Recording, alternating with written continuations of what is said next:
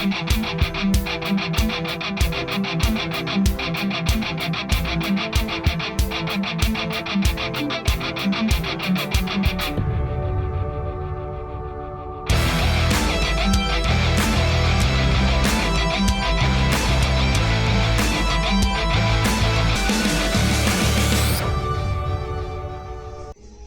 started with a group of adventurers who were summoned by this magical glowing string.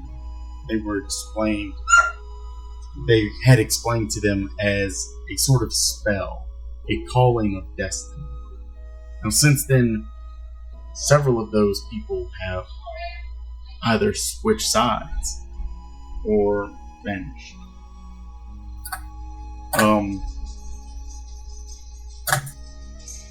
Shortly after a kidnapping at a festival, we were introduced to David and Zephyr as they joined the ragtag group, traveling through a couple of cities, acquiring bats, and maybe ruining a religion or two.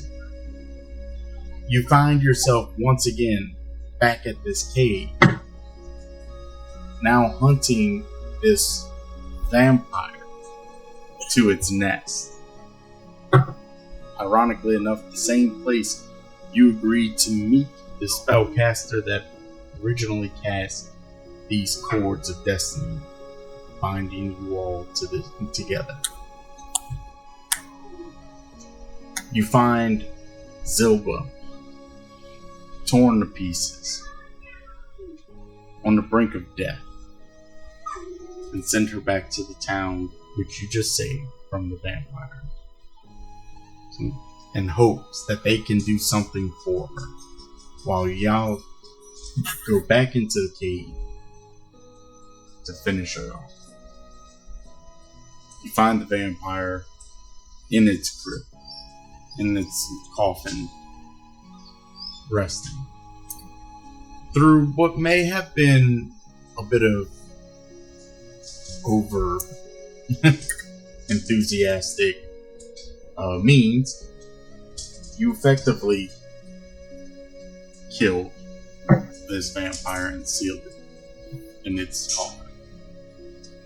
I'm pretty certain we killed it. I'm fairly certain you did as well. Upon arriving back in the town of Allenglen, this town you just freed from its enslavement from that vampire,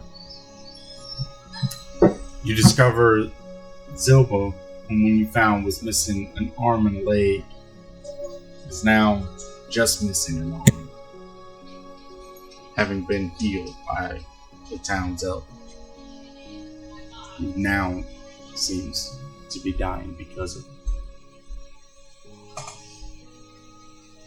You are told of the lore of this vampire, how this was no ordinary creature, but a general for Malthus, god of emotion. But you see very little else aside from a destination. Rumor of a crystal at the end of the barrier on the northern end. And as off this way you make your journey. David, Claudia, Zephyr, and Eris. And it's about here, halfway there, where we'll pick up. As y'all are flying alongside the river toward the mountain, you all look back as you can hear Eris mumbling to himself, which isn't exactly unusual for him, but he just seems to look off in the distance. Ah, yes, I understand. And dies off of the banks. You all rush to the edge of Snooty to see what just happened. The giant turtle just jumped off of that, but you don't see. I'm gonna yell down. What about that enlarging potion I bought you? As he falls. You don't see him fall. You don't see him at all. What you do see instead is the blowing of leaves. Leaves not like the ones you've seen in this area, as most of the trees are pine and oak. These leaves are orange, pinks, and even a little blue as they float away. Oh, okay, Master Oogway. Well, that's a way to go. Not really my choice. If I had to go, it'd be like a blaze of glory kind of thing. Diving off the back of a giant bat that's just And apparently transforming into a bunch of leaves. Yeah.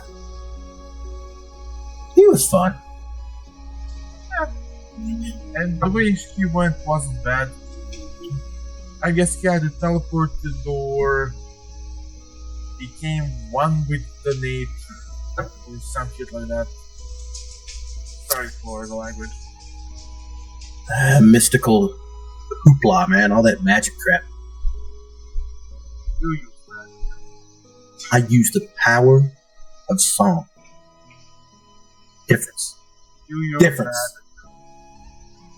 By turning it into a game where you sing or play. It's more than a game, but okay. Where are we heading? So you were currently making your way to the unwelcoming slopes, just at the edge of the barrier that divides the continent. I love that place. Great vacation.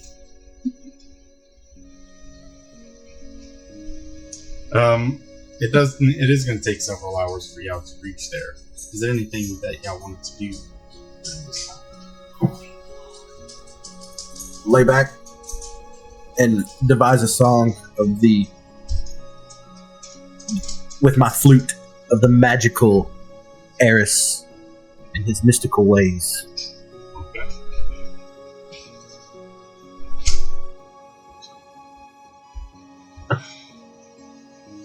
As you do. And you make your way. Y'all make your way toward the unwelcoming slopes. We'll kind of speed up here if there's nothing any of y'all want to do. Not really. Okay. So you all as you come into the edge, the winter cold reaches a lot of people differently, but none of you are really prepared. Less so are you prepared for the sight of this massive ruby surrounded by this green light.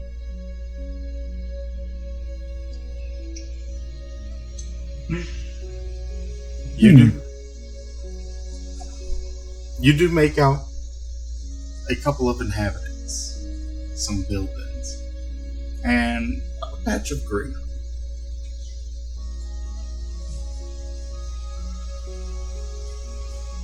Let's take her down there in that nice, quaint village. And maybe Zephyr could figure out about the stone. Alright. So, as you come into your land and dismount Snooty.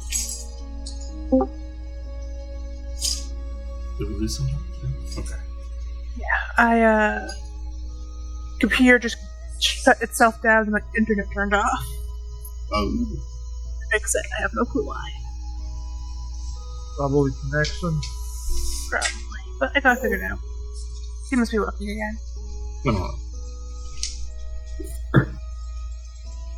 So, as you as you make your landing, and all the three of you dismount Snoopy. Yes? Yeah, give me a drink. Well, why don't you ask if I want something? I can hear that.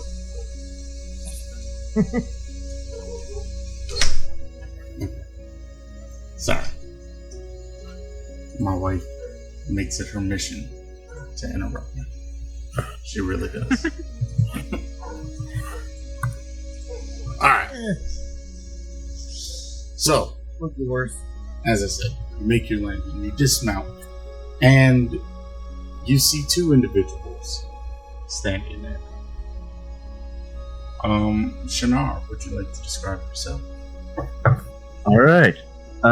So you see a 6'4" dragonborn with some. You can see some blue scales on his face. He's wearing a white, open-faced robe that only goes down to his knees. That's tied across his chest tied across the waist with a orange sash. He has a hood that has some cutouts for his eyes, cutouts for his horns and side frills. You see the edge, like the handle of a short sword, taking out behind his back, near his waist, and wrappings around his hands and feet. So he's just staring at you, just like, kind of like with a smirk that kind of like he's waiting for something to happen. Alright, and next to him. Sorry. Next to him, you see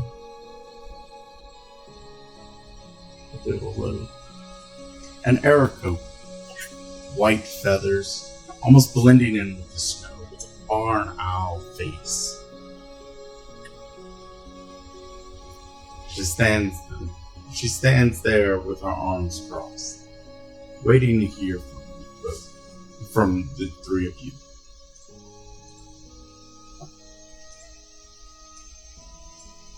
What? Waiting for us? Yep, she's looking directly at you, waiting to hear anything. And then an introduction. Oh, shit, Zephyr, it's time. Minor illusions creates bats. That would you could literally just hear him groan. Well, Does somersault through bats. Lands hero pose. I'm like, Zephyr, go. It's the cue.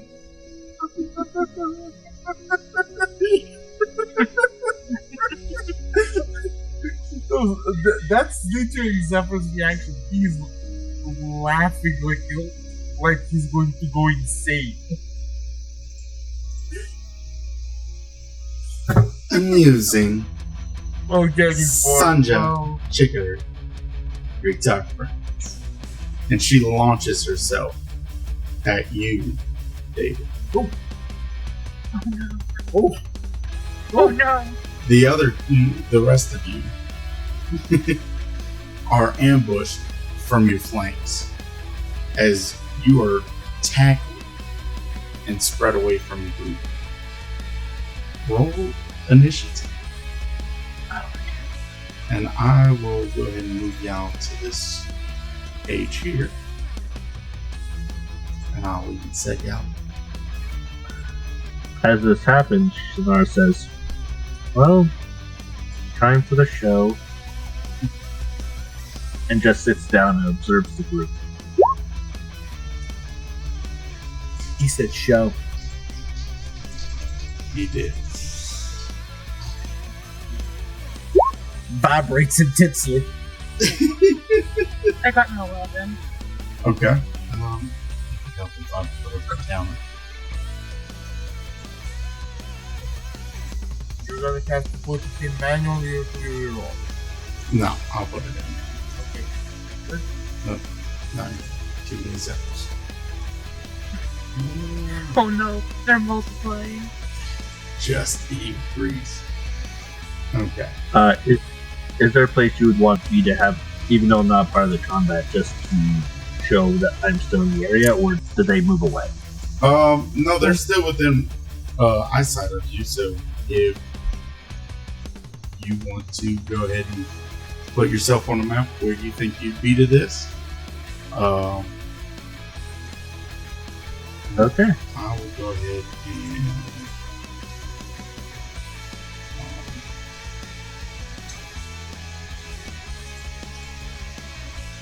I tried to do this earlier and it didn't work.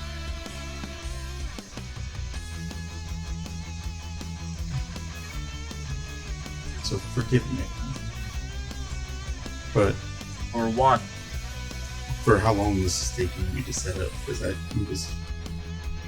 I wanted to have this done. Okay.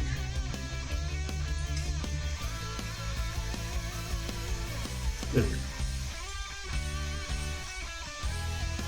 Alright.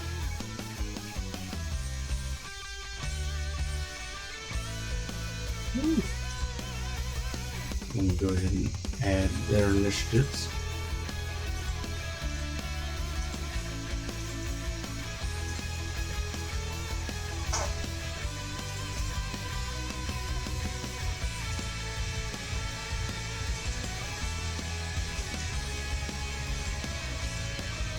Where's the F?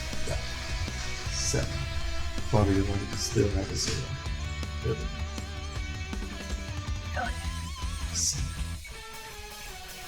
Alright. And just to clarify, that's what I thought. Zephyr, what you see in front of you is a creature you haven't really seen before. It's unusual in a sense. It looks kind of like a mouse, but it doesn't have arms. Instead of arms, it has these giant sights.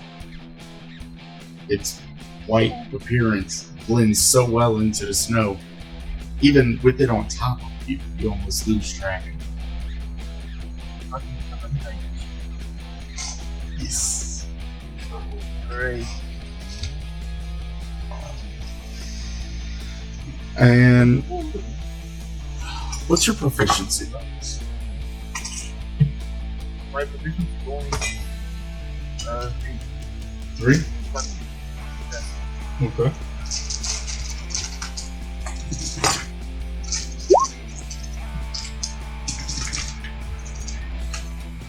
So with that, it's gonna go ahead and take 3 slashing attacks.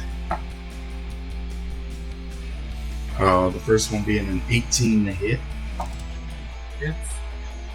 The next one being well over an 18 with a natural 18. And a critical. Reroll the critical one. Okay. Reroll it. For 14 hit. Yes. Okay. Good use. Good use. Let's roll the damage. Rock. He barely from the side of the attack. He takes 2 slashes. Barely managed to get enough concentration to survive. Alright, so you're going to take 23 points of slashing damage.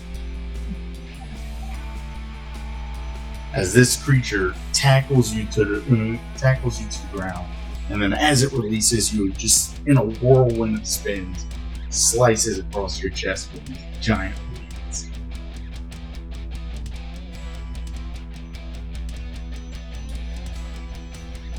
Alright, it is your turn, David. As this Aarakocra is standing in front of you, grinning.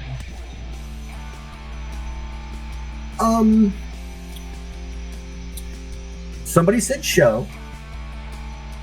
So let me give you a show. I'm gonna attempt to cast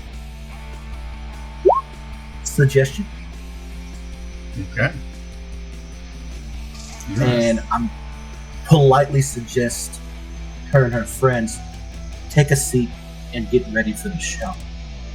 Calm down. A wisdom save at that. Okay. Natural 17.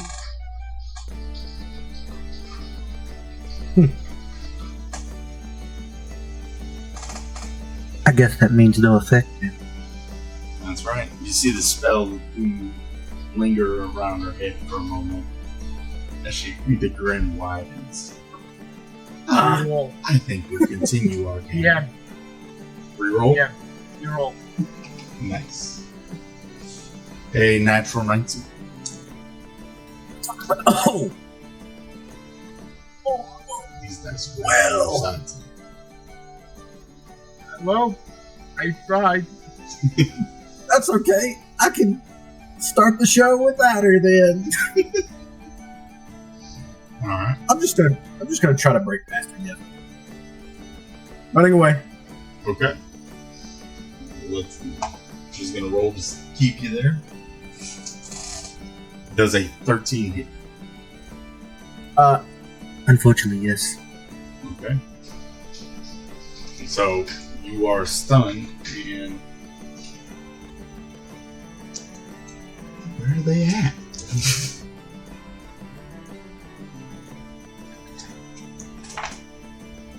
You're gonna take 3 points of damage. Oh. Damn. 3 points of bludgeoning, and you're stunned. I guess that ends my turn. Claudia, you've just been tackled by this beast. Pointy demon rat.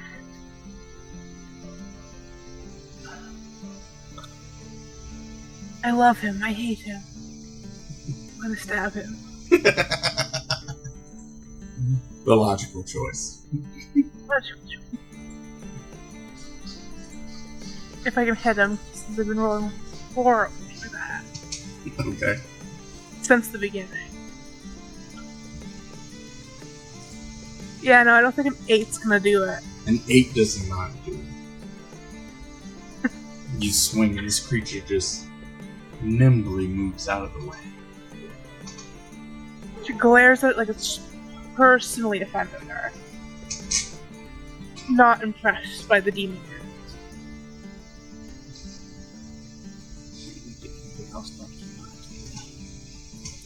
Give me just a second. I gotta go let these dogs in before they bark off.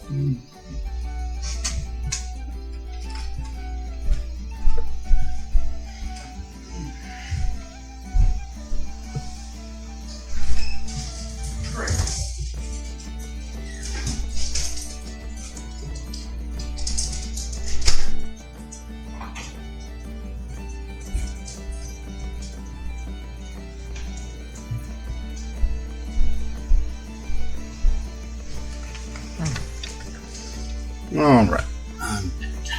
Sorry. Alright. It's now our monk's turn. Would help me break the action.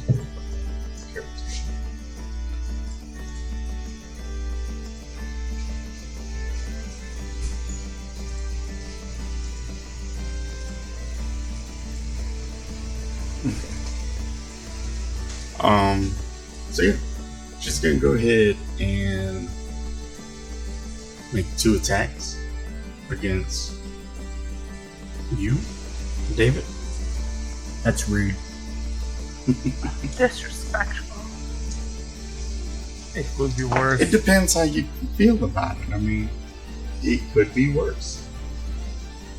So it's a 23 and a 13 again. Yeah, that hurts. I need to get some armor. Yes. Off the record, you can hear Zephyr shouting, I told you to get the bloody armor.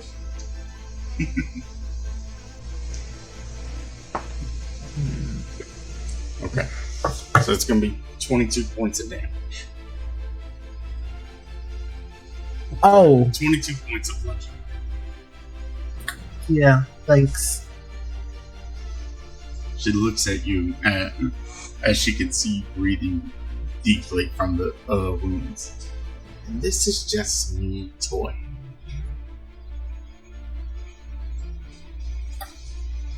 He did not come prepared. There calls out just like witness, just observing the battles going on. Just gonna stammer, sort of waver. I'm more of a lover, not a fighter. Claudia, your He is not wrong.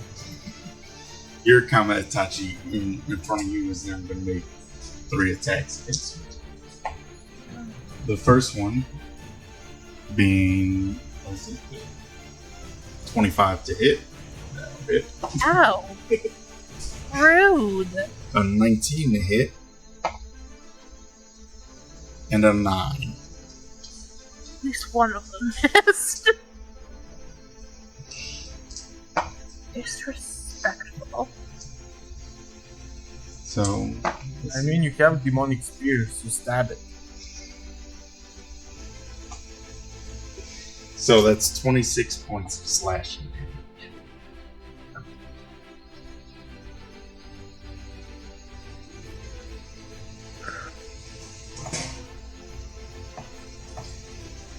Zephyr, it's now your turn. My turn. Okay, so I have a rat in front of me. Yep. Taunting and dancing back and forth. Blade just barely picking up the snow. Okay. I'm gonna be polite.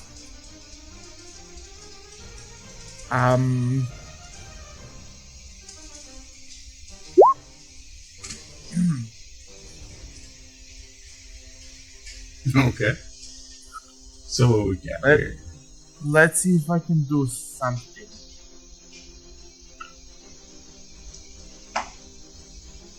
If it hits him, it's 7 points of acid damage. Yeah, so a 20 to save. Yeah, he's safe. Alright. And I just need to check something. Give me half a second.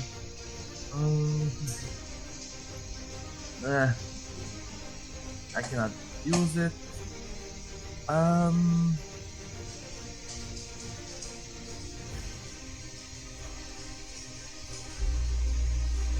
For fuck's sake. I forgot to add my intelligence to my initiative order. Oh well. Next time. That would be that. Alright. It's now this combat touches. Should I do it? Yeah. Before its turn.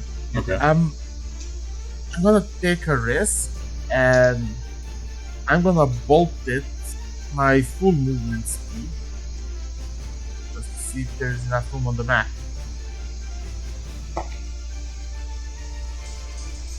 Full 40 feet. Alright. It's gonna take an attack against you. 23. It hits. For How 10, much damage? 10 points of Yeah. slashing damage.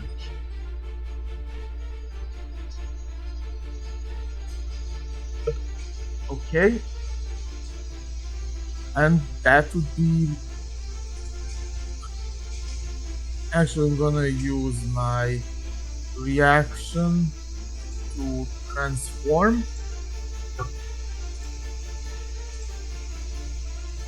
So that's armor class of 17 and...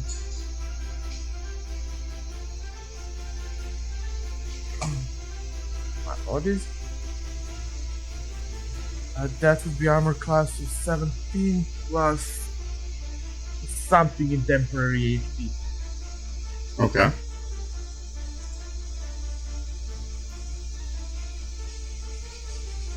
You see it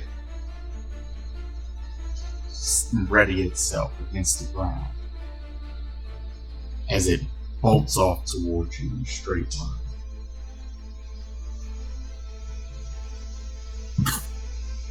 Make a dexterity saving throw.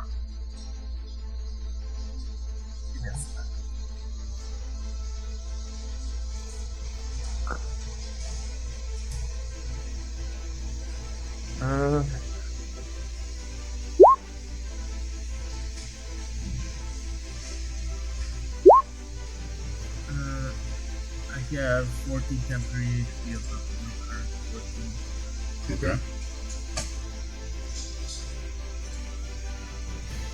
So 21 on dexterity. 21 on this dexterity. Nice.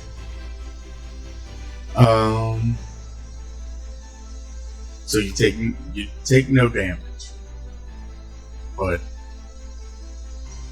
as the creature lurches past you, you catch a glimpse of it slicing, almost hitting.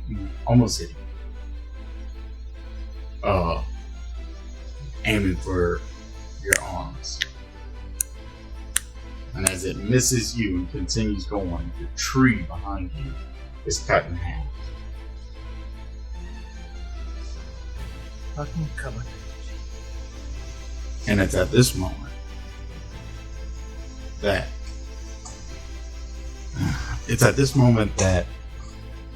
the Aarakocra straightens up, no longer in a fighting stance. That'll do. I don't need you tearing down the forts. And both of the Kamatachis are no longer in a fighting stance. They moved to a relaxed stance. Wait. David, it is essentially your turn now. Am I still stunned? Yes. Oh. I'm just. Are we still in combat? It would appear that your opponents have lowered their levels. Okay. I'm just gonna feign exhaustion and faint onto the ground. Using all of my actor skills to make it convincing.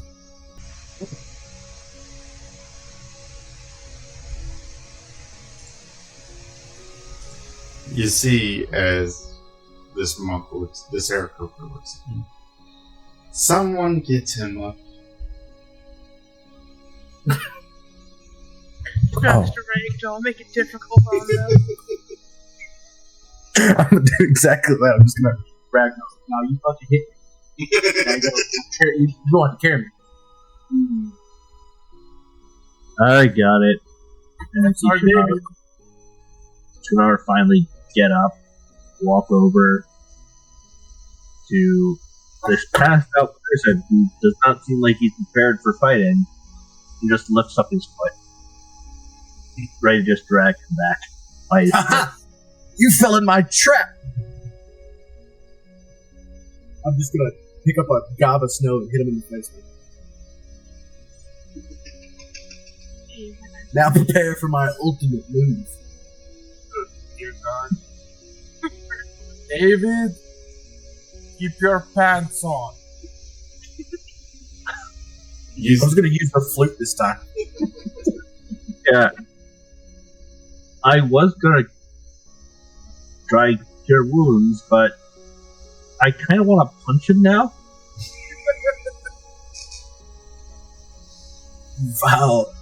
Vile fiends. You have no clue who you've messed with. I'm gonna spring up, take a heroic pose. I am David Troy Psalms Jr., the son of the legendary David Troy Psalms. Prepare to get wrecked, bitches.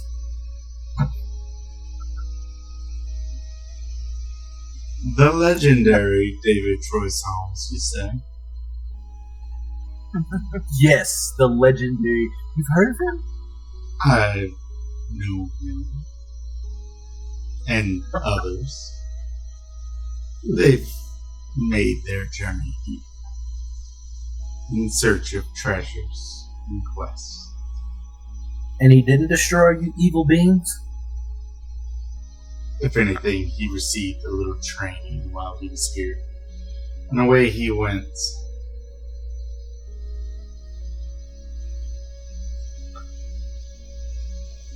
Oh.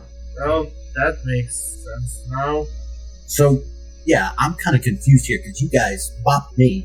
So I just assumed, you were evil doers. Nah. David, if I'm not mistaken, they have a temple around here. I mean, I'm probably mistaken, but in case I'm not, they probably have a temple around here, and, well, we sort of entered their territory and they want to check if the students are just passing by. My temple tended to do the same thing. Just with a little less that he would look at Kamataichi of those. We were a bit more polite. We just ended to poison. Yeah, all you had to do was just ask. You didn't have to fucking bop me. Nah, it's more of a test, in all honesty. Because if you come here for training, gotta see where to start from. Clearly, we need to start in the beginning. Yeah. Whoa. You seem to not understand. We're the Batlords. I think they understand better than you or me. Why don't we discuss this over some tea? You got Alfredo? No. She wants all. Which, in and of itself, is a strange sight to see. Just an Aarakocra to begin with is strange to see, but one walking is, for no reason, is strange to see. It's so weirder. Follow the bird person.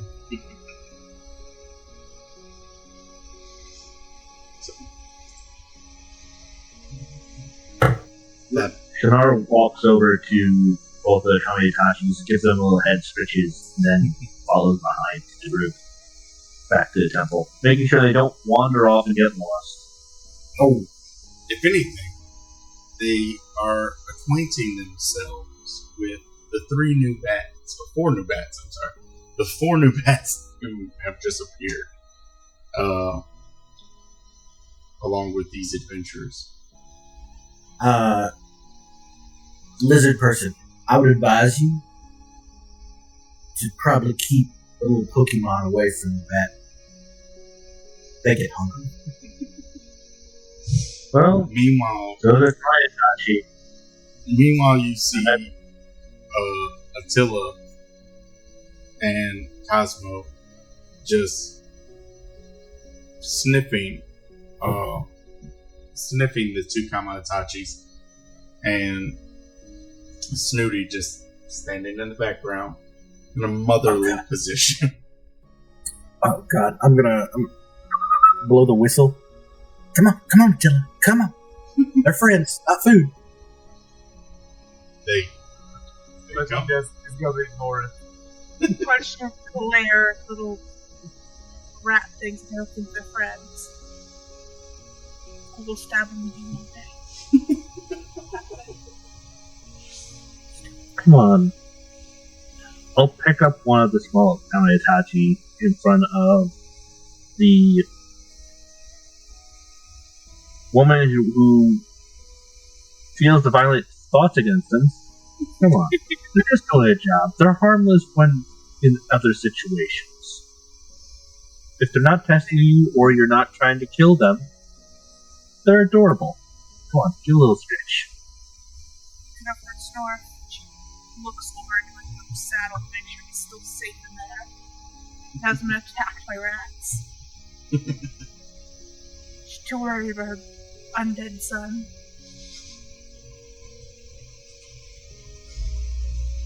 If he's fine. Well, Her undead son. Snore. okay, I'm gonna attack that later. But, in all honesty, they're very well trained, by Matsumoria. I've honestly been here for a little bit longer than you guys, but besides first encounters, they're relatively docile. They do hurt like a bitch. I noticed. Pulls stuff out of the saddle. Known awful little flesh dish monstrosity with like different sized eyeballs and horns. They left Snarf alone, so I guess they're okay. I'm gonna nudge the new people. I'm just like, you get used to the smell.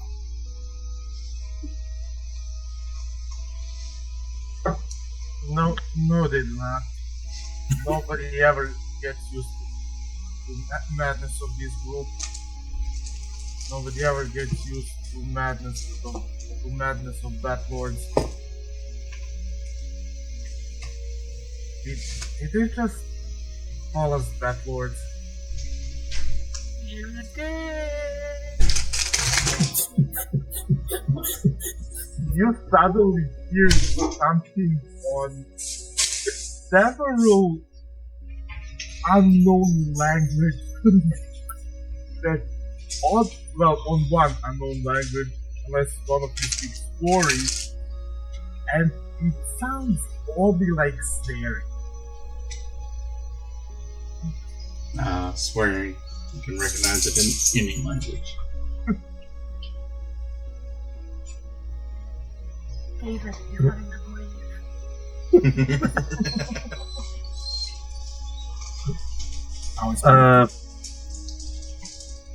Turning over to the Zephyr, the male that's just like seems the most collected of the group. Does he get less irritable or at least less punchable? Pointing to the very outgoing individual who seems to be going.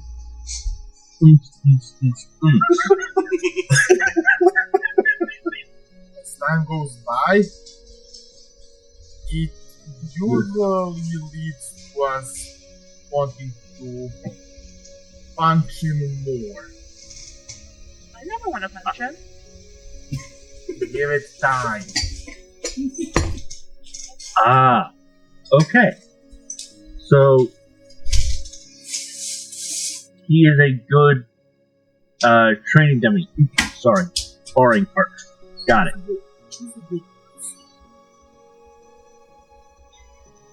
He's a good person.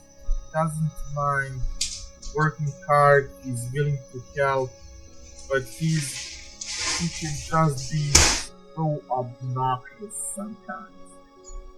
This whole Okay. conversation, I'm over here with dancing lights, just having a rave.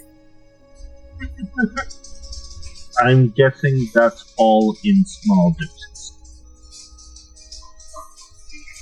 Yeah, unfortunately. He tends, in larger dosages, it tends to be a bit too much. Claudia's All really right. brave. She's gonna join in on the raid. Hell yeah.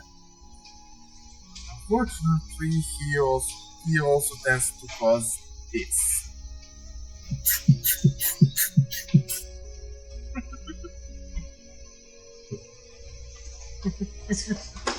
Hey, but to be honest, is this tea gonna heal me? Can we get some tea to heal me? Oh yes. Because that hurt. So- That shit hurt, by the way. You hit hard for a bird. I didn't know that those things could do that. Period. As she comes by and hands you your tea, David, she looks at you and goes, "Be happy I didn't use my talons." And just whips them out. These big, long, I mean, you talking 4-inch sharp as knives. Damn, bro. That's not a knife. This is a knife. She moves on, handing one to Claudia, and then you, Zephyr, and offering you some as well, Shinar. I'll take some because I know how good this tea is. Thank you. Zephyr would actually bow and take the cup with both hands. You're just simple manners. That's it. The tea is good. It tastes sweet like honey. And as you drink it, you can feel your wounds closing. It will take some time, but over the rest of the day, perhaps, your wounds will close, and your hit points will return to their maximum. Okay.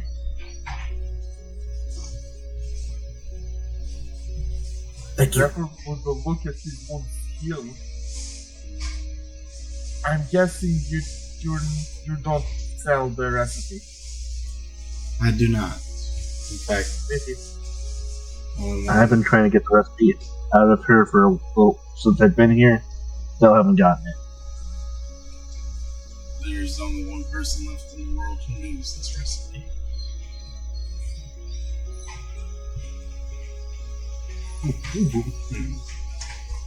As it was a family recipe.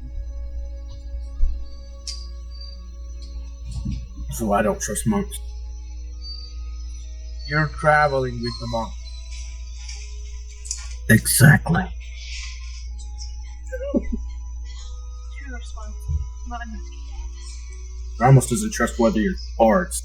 I tell you. Or necromancers. Nah, necromancer's alright. I just like that shit. Zephyr would return the cup, go to the nearest tree, put both hands on it, and thankfully he still didn't transform. You first remove the mask, and it would get the head on the tree as hard as he can.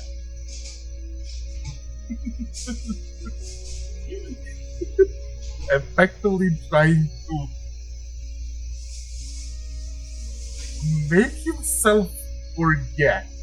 It's okay, he does that sometimes. Indeed. I don't know why. So what brings you? Trying to imagine.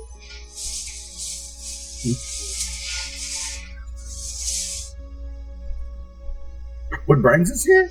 Yes, it's clear you don't have what it takes to release this crystal. So I have no fear of you doing so. Okay. Gonna ignore the slight. We're here to defeat the bad guys. And Zephyr, what are we here for?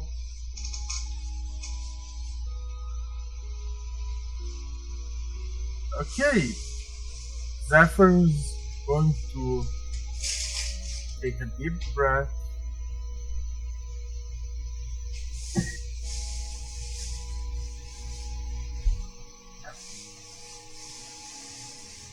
Right now. Okay. DM, help me out here. My brain is not working right now. And I realize I didn't really mention this during the recap. So yeah, doing what? part of Yes, it has been a while. So part of what Zilpa gave y'all when y'all rescued her was a bit of information.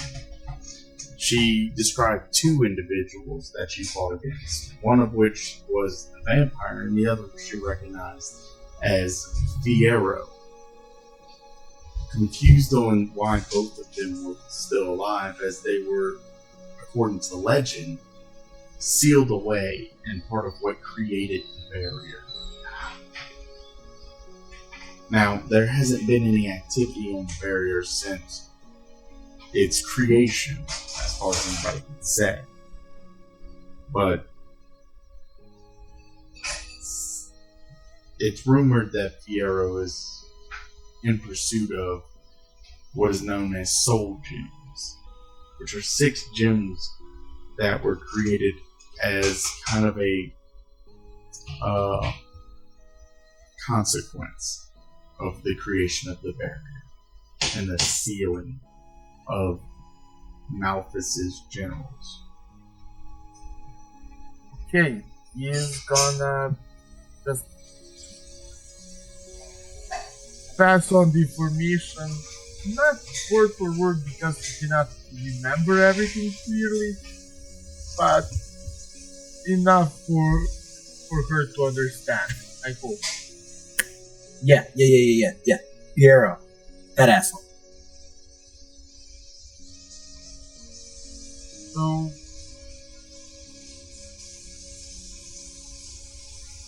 we sort of ended up being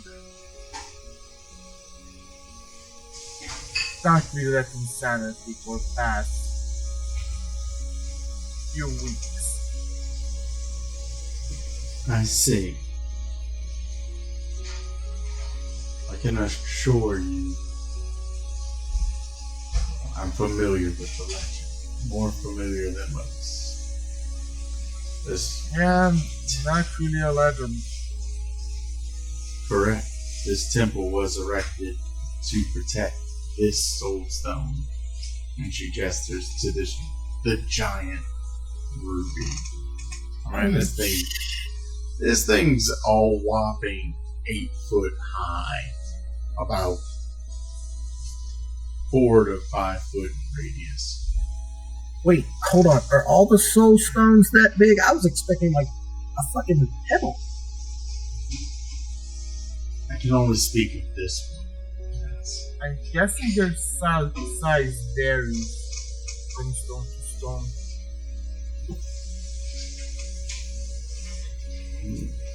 As I said, I can really only guarantee you I know the size of this one. This is the only one I've seen. I do know of one other. But that is all. Yeah, I'm kind of surprised why you expect one of 6 stones that seal away a god general to be really small and portable. It makes no sense. Dude, we live in a world of magic, bro. Like, I don't know. How the fuck we gotta, like, hide these things from this Fierro guy or something? What am I supposed to do? Get stick it up my ass. Well, Not that I thought hide about it. that. Well, I don't think you thought about it, but either you hide it, which makes sense, or you make it so it's hard to move and incredibly starting to be resistant to damage.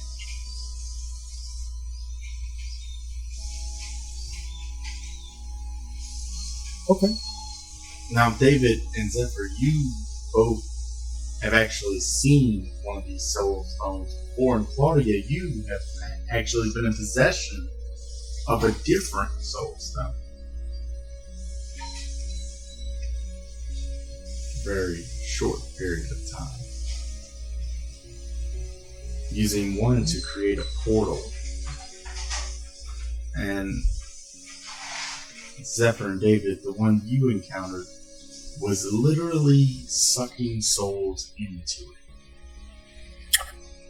Wait a minute. That was that weird thing that we saw in that one weird cave. I'm only giving you lore that I know I've given you already. You did.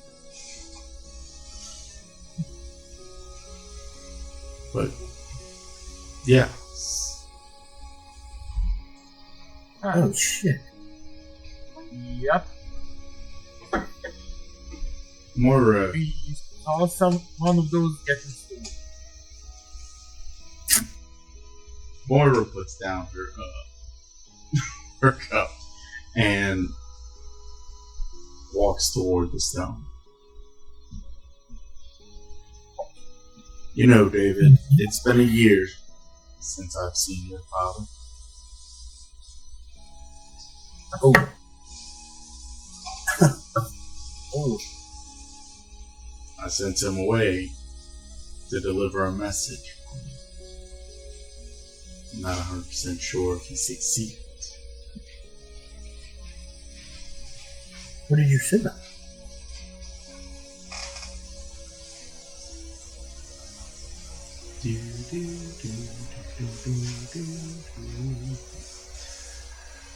I sent him to the yard.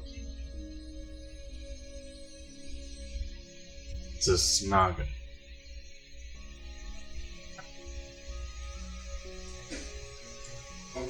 It's there he would meet with the leaders of my monastery. As I requested that they send more troops. More warriors. People to help you defend this gym. See, people only find themselves up here for two reasons. Either they seek to release this gem, believing it'll give them power, or they believe there's some treasure to be found. So they come here. This is the reason why I don't ask questions first. Why I simply test your grit. I understand, but I don't forgive you. And your forgiveness is not something I ask. As for my father, I'm sure help is on his. I'm sure he accomplished the mission you gave him. While he was here, did he happen to mention me? Talk about me? Your father was at the very least able to land a blow, baby. Yeah, he's an amazing hero, of course. You know, I'm not up to that level yet. Anyways, you said you had a temple up here. Let's get to that.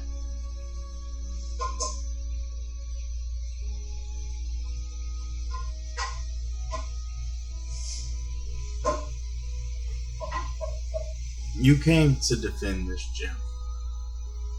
You believe there's something coming, Fiero, coming to take it. we don't think, we are certain that something or someone is coming to try and take it, or at the very least gain control over it. And absolutely ridiculous amount of magical power for them.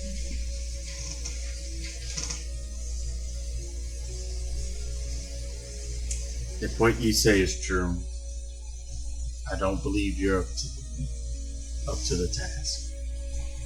How does you stand now?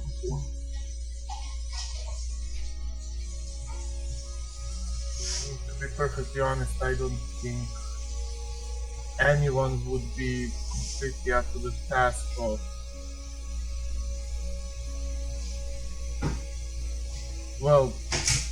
dealing with what's probably coming, and even less up to a task of dealing with you and your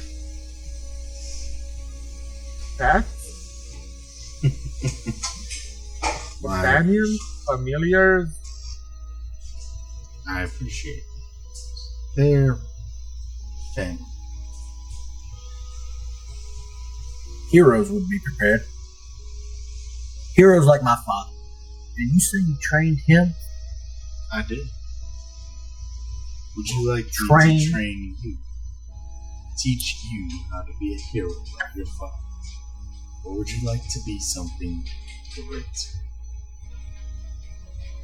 I will be the greatest hero there ever was.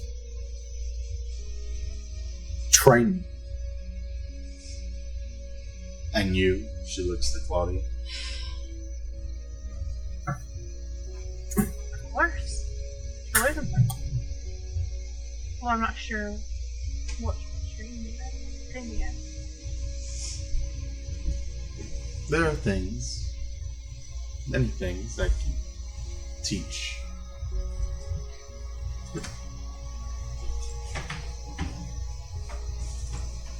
And she looks once again over at you, Zephyr.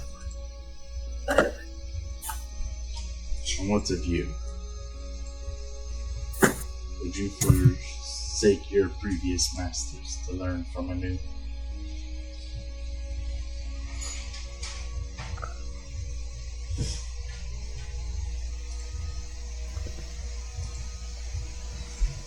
I have two masters.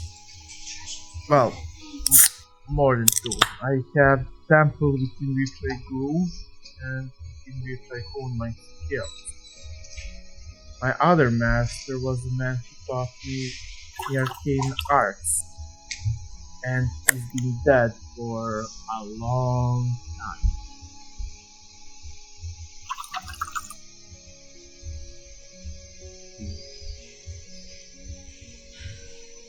One I cannot abandon, nor will I.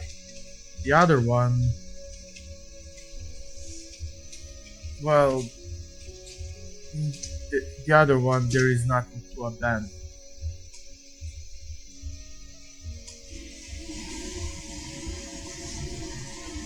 I will happily train here. I will happily hone my skills, whichever you deem me suitable to go.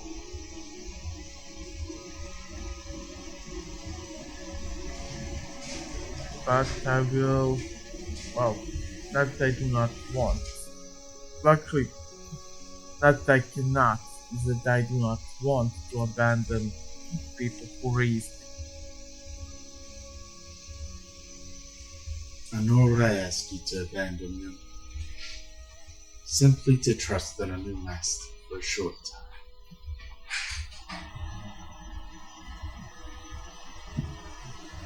I don't know how long I'll be able to teach you.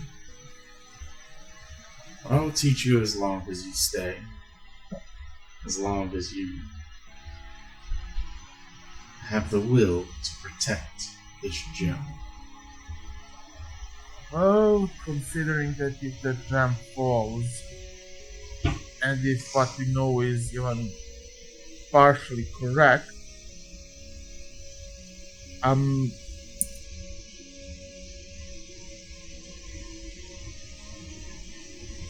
we will probably have to stay here for a decent period of time.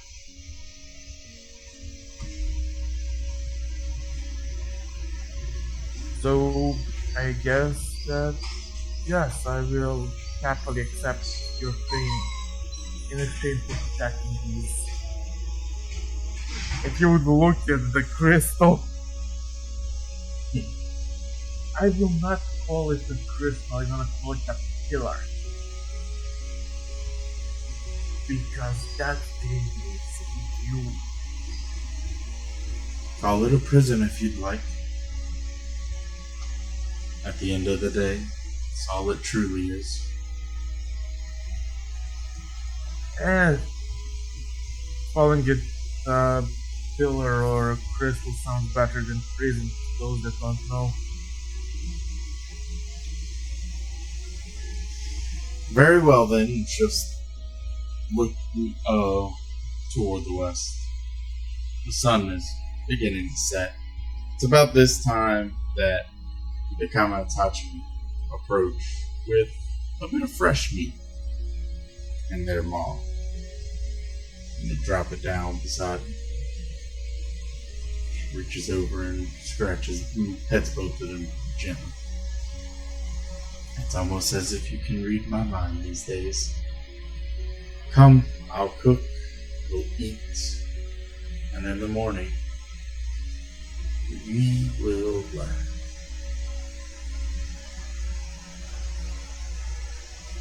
Yes, Master Kakashi.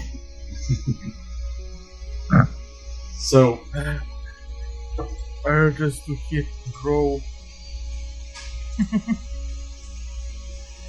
over the next coming weeks,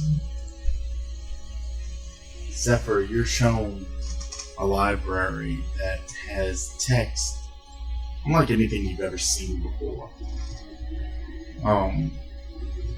It, everything from religion to lore to mathematical equations, the ways to manipulate the weave.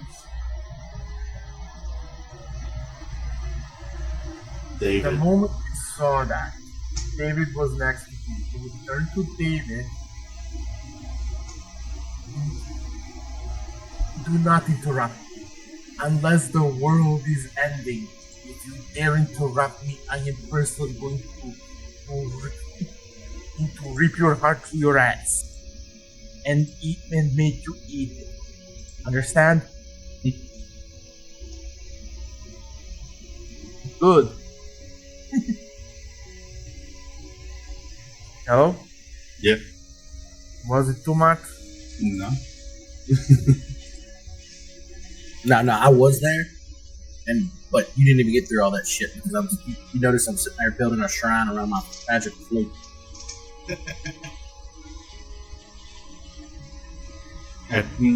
During this time, David, not only are you taught a little bit more hand-to-hand combat, but at the end of each of your training sessions, you're brought to this wonderful hot spring out in the middle of the snowy forest where you rest in your wounds, seeing the bruises, the cuts, the aching, it all seems to drift away. But even something vaguely familiar to what Eris used to go on about seems to present itself to you. Eris, I'm gonna create some minor illusions to make his voice talk. I miss you, Turtle Man. Okay. Okay. Claudia, you also find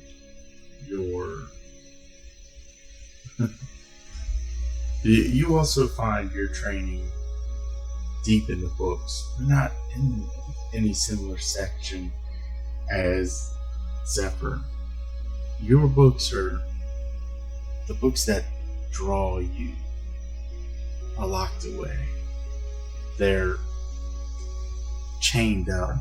You almost have to sneak by to read them. Though no one's stopping you. It just seems like someone would. That's good because Claudia's not sneaky. She would not get away with it.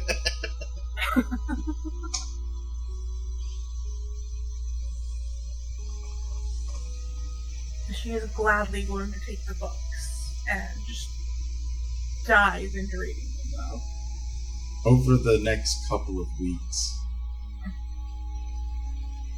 not only do you find yourself enthralled in studies, but you find yourselves built stronger with courage.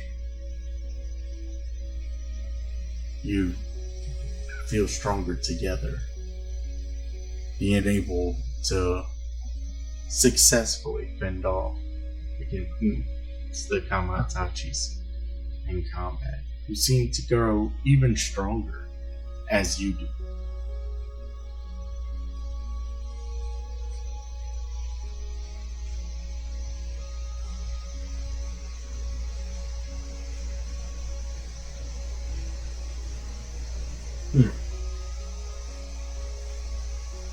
As you grasp the finishings of your newfound lessons and connections, you gather for dinner.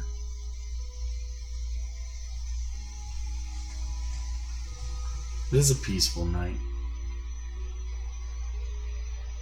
It's a night like many others. David brings just a bit of laughter and shame to Zephyr. A bit? Shannara, you find yourself growing just a little fonder of this ragtag group of adventurers who just showed up one day.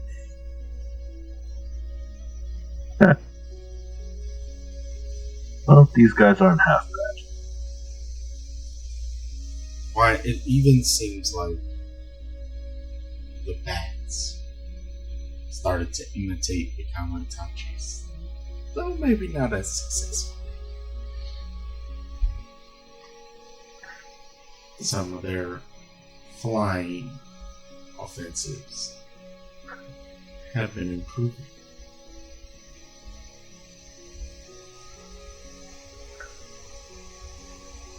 As Moira finishes off the evening prayer and begins to eat, you all hear it. A loud crackling, almost as if somebody was ripping the lightning out of the sky, holding it in its place. Well, Zena's party is about to begin.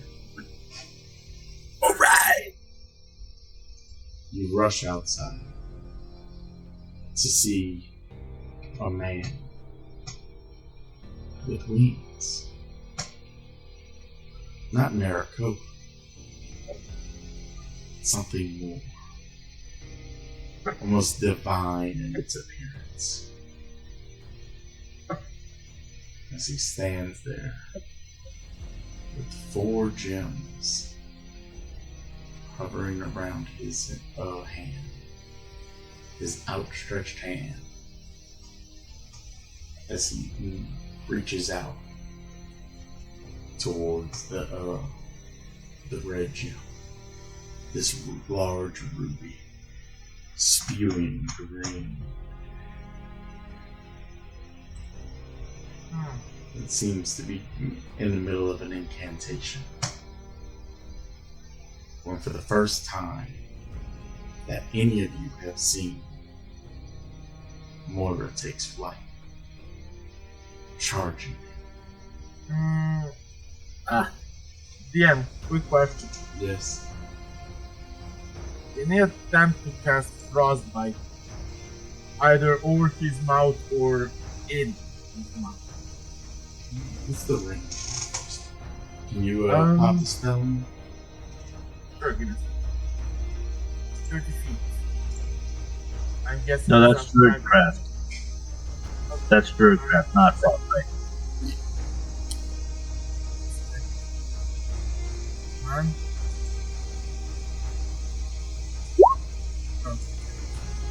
60 feet. Okay. No. Because you're out for Well, shit. Wait a minute, is he just floating there? He's How flying. far is he actually? You gather he is about, so, actually, pull you over to this page here. Possible.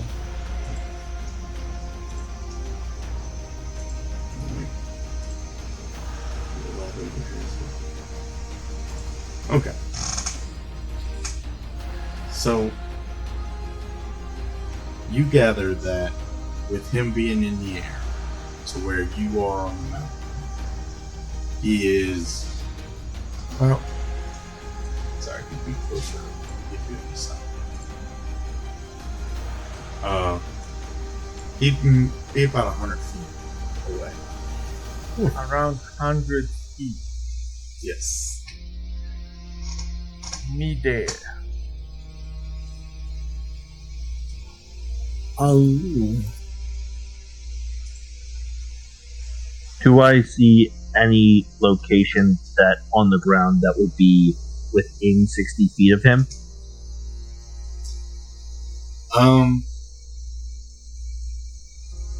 You can try to be directly underneath him, like, so y'all are about here on this mountain, and so imagine with me, he's directly above this point here.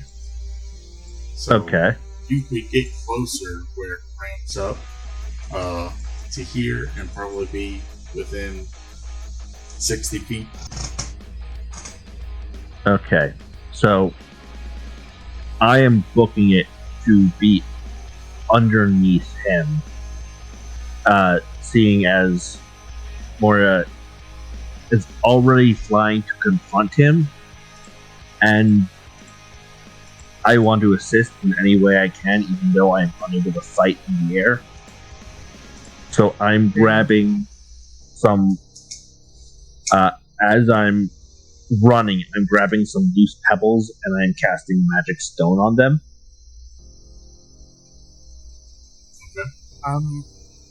Yeah. Yes.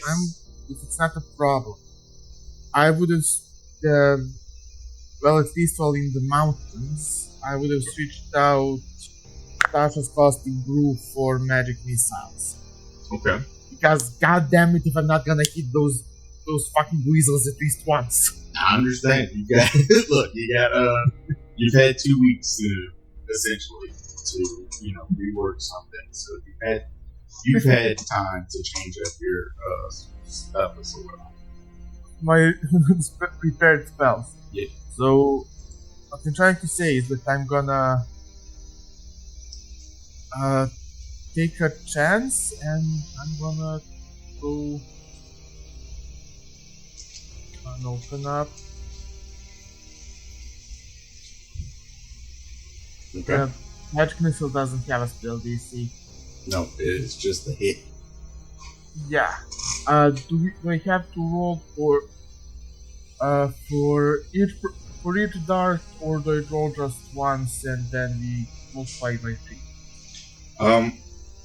So I always roll for each dart when I play, and that's I think is probably the better. Just gives you an idea of where exactly it hits. Okay. That gives me a second.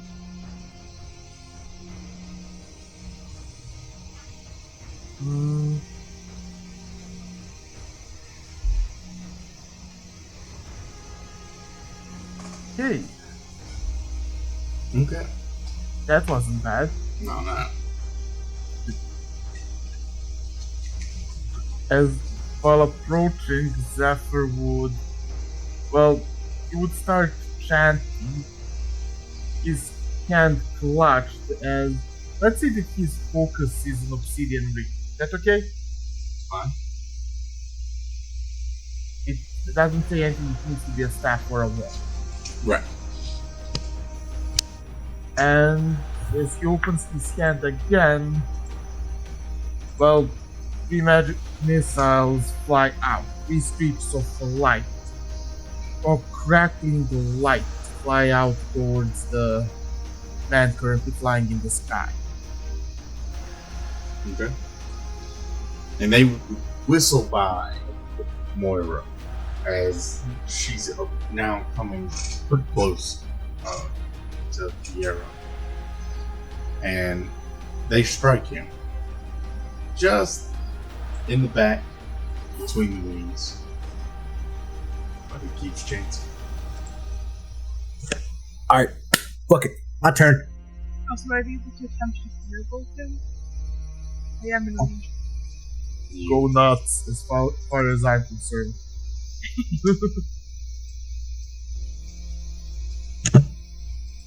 Yeah. Unless a 15 hits. 15 does not hit. My bad Alright. luck continues. I'm gonna haul ass towards this guy. Cast fly on myself. While I'm doing that, I'm holding up like fucking devil horns. Like fucking rock devil horns. And then once in range, boom. Counterspell. Or whatever the fuck he's doing. Okay. That's interesting. Didn't see that one. Okay. So, Wait, are things physical or a manifestation of some sort? oh, is what? The wings of that guy, are they physical? They're physical. He's counterspelling the ritual. I'm guessing. Yes. Yes. Yes. While flying. Because that's badass. Okay. Yes, it is. So go ahead and is it me that makes this roll, or is it you that makes this roll? For the counterspell? Yeah. If a creature is casting a spell of 3rd level or lower, its spell fails and has no effect. It is definitely not a 3rd level or lower spell. So 4th level or higher, make an ability check. The spell casting ability, the DC is equal to 10 plus the spell's level. So it's your So- check. So go ahead and roll. I think it's your spellcasting ability is charisma. That is correct. So roll a charisma.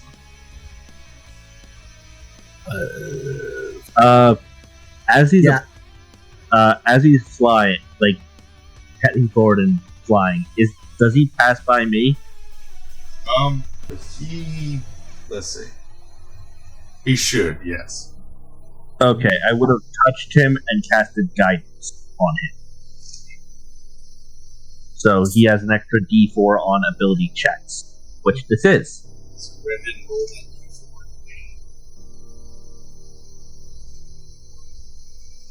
So 20. That is enough.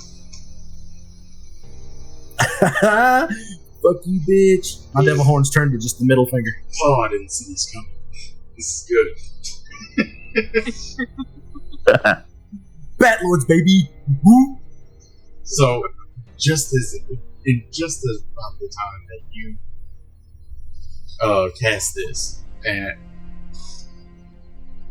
you see the gems flicker, and then the light that was protruding from his hand, reaching out to the gem, severs and snaps, almost snapping back at his hand. And he looks down at you, and about the time that he turns and meets your gaze, Moira is now in his face. Performance issues. Actually, Don't It worry. happened to anyone. it could happen. He is talented. Don't worry. It happens in 9 out of 10 attempts. You'll be perfectly fine. Just take some I Viagra. feel like up to you. David, are you sure that's performance issues and not cock block? Skill issue. Okay. So yeah. I needed to actually look up what the AC was here, and Moira just hits. So I'm going to go ahead and roll that. Beautiful beam footage. They're actually gonna. Well, they only hit once though. So you see Moira clock Fiera good right across the chin as she follows it through by continuing to fly past it as she spins around looking at it. She said, Sorry about this, but who you can? "Oh shit, I need a calculator." I mean, as long as she doesn't go and start pulling off Dragon Fist, everything should be fine.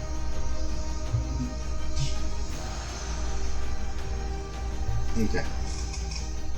So, yeah. Carrying on here.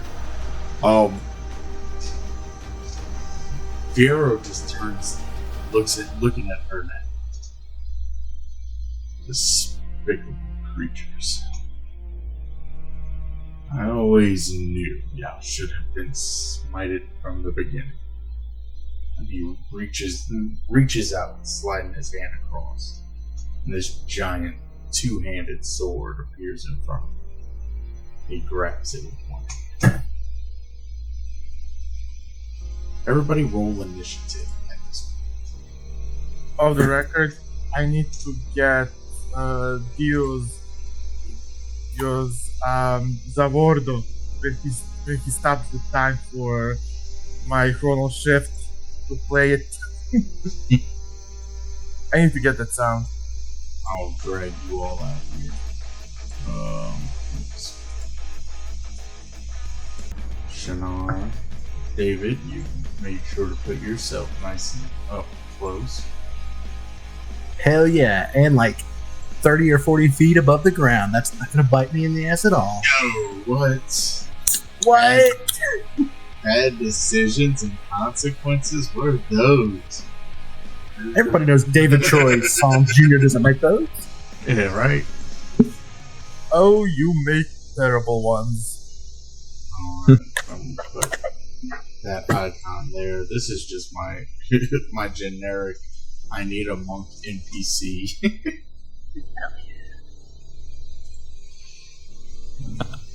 But okay. That being said, Accessibility shortcuts. 14 items. Voice drive. Oh my. soundboard. Damn. The machines are taking over. I think that was my projector screaming at me. Hold on.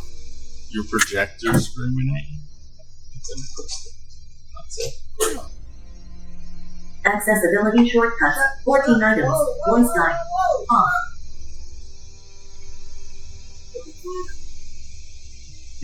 I like how he's just freaking out over it. Ah! Yeah.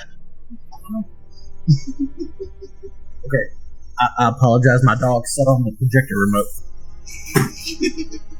I understand. Yeah. Okay. So, Don't worry, I heard worse.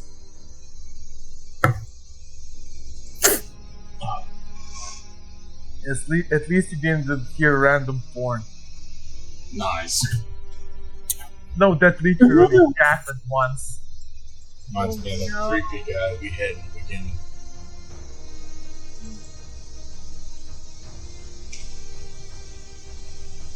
Okay, so did everybody else roll their initiatives? I have not. I need to. Alright, give me a second. There's mine. How do you wait? How do you put it directly in there? Oh, select your token before rolling. Yes. I don't know. I got an 8. Delete itself. It shouldn't be. Bro, this guy got a decimal point? Yeah, he's got something. Yeah. That decides. Yeah. You mark a tiebreaker to show your dexterity as well. So if the two of us get the same score, we can decide a same result. We can decide based on the score, Yep. based on the other. Yeah. Which Same. what happened Exactly. here? Yes. 60. Yeah. So, Alright, that being said, Shinar, you are up first. And All right. I'm going to say that y'all are all within minimum range here of your spells, because y'all spent at least 2 or 3 turns getting there. Okay, so are we at least? Yeah. Are we at least 60 feet away, or at least 30 feet away?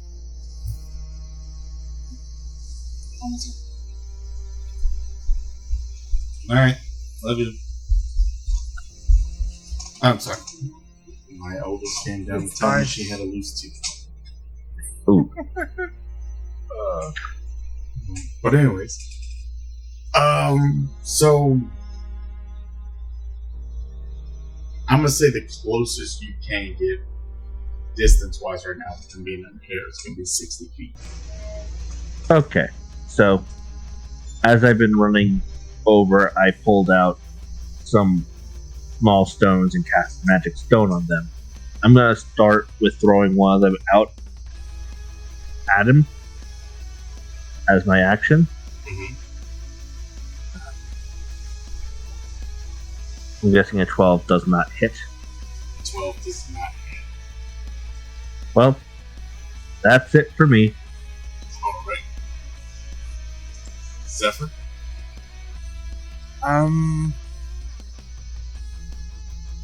Give me a second to use brain. Brain not braining. First, gonna transform. Bonus action. 30 for shifting. 12 temporary HP.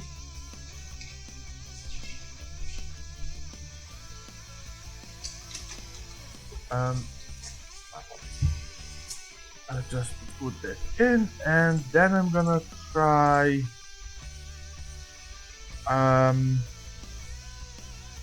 Tasha's hideous laugh. Perfect.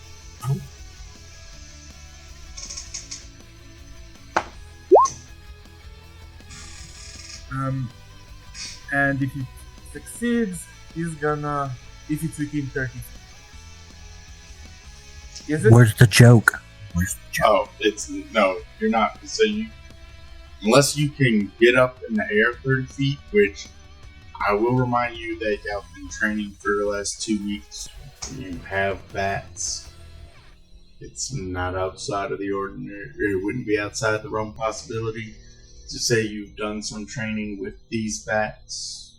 Okay, can I, as a move action, call one of the bats and just hop on it? Or have it carry me up? Close enough.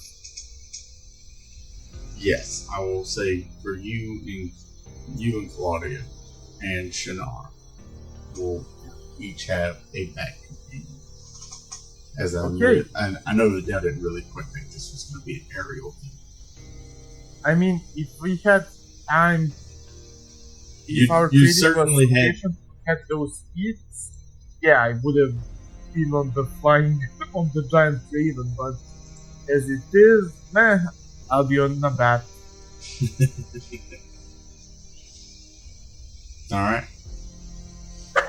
So, And let's hope I can bring him down to a place I can actually punch him at. all right. So you'll use your movement to get within 30 feet of them, and then Tasha's hideous laughter. What's the spell DC? 12. All right. Hey, Flyboy! It's You wisdom. got screwed over by David. Not taken yet. That is his lowest skill. Shit. Alright. Okay. It does fail to save. Oh, he goes prone for this. Almost 50 feet down. D6 damage for every 10 feet of falling. Nice. Nice. So, that's going to be...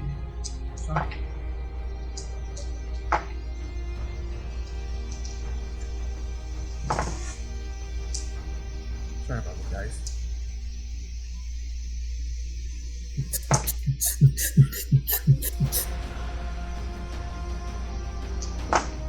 Either way, the Okay. 5d6 from falling and this roll. Except I didn't tell it go but an insult. Of Yeah, course. if you didn't cast it, I was about to cast it. Let's be honest. It's the signature spell. Who were we kidding? Okay. Eh. So I subtracted it from his HP. He falls. The joke catches him off guard, or this insult catches him so off guard that it seems he forgets to flap his wings as he chuckles and plummets to the ground. What an idiot. As he lands, the earth craters just a little. And it is now his turn. Now, at the end of each of its turn. Okay. So, it can make the wisdom save at the end, right? Not on the first time. Not on the first. I could do that to you. Alright.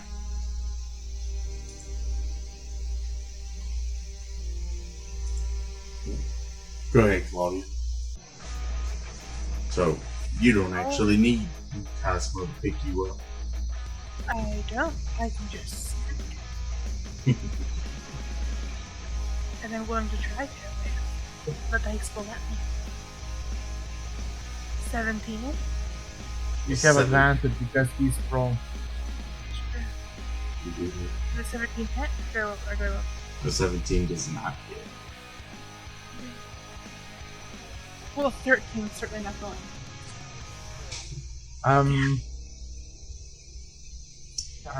Claudia? Yeah? Would you like to reroll? Please. Chronal shift. I got 17 again. I will not. You have advantage. I do. It doesn't remove it. Oh, I was hoping for a nat 20.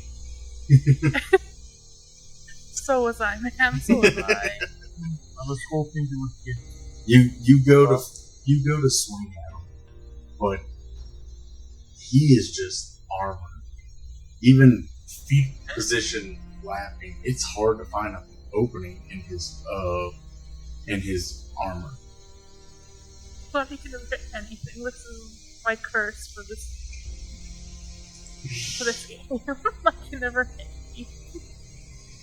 It's now Moira's turn as Moira dives down toward her fist ignite as she slams.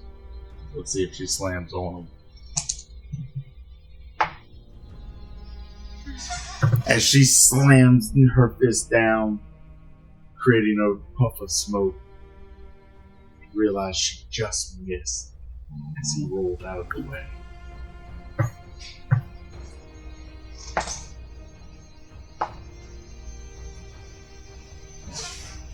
She goes to swing and kick 2 more times. But even she's having a hard time finding the opening. David, your turn. Alright, first, a series of questions before I make my move. Yes. The first question is, how far away is this dude from me? You were in the air. But you were still a ways away. So I'm gonna say about 30 feet. No, yeah, I'd say about 30 feet. Okay, easy enough. It's a train. I'm so sorry, my dogs are acting wild for some reason. Second question, those gems that were revolving around his hand, where are they now? Good question. Make a perception check. I won't charge you an action. Perception. Yeah, perception.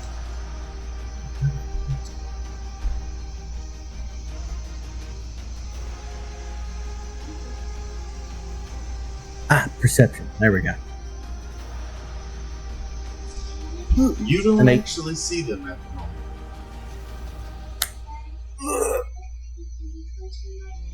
Alright. We're gonna fly. I'm gonna float closer to this man. And probably gonna float about 15 feet closer and, half the distance.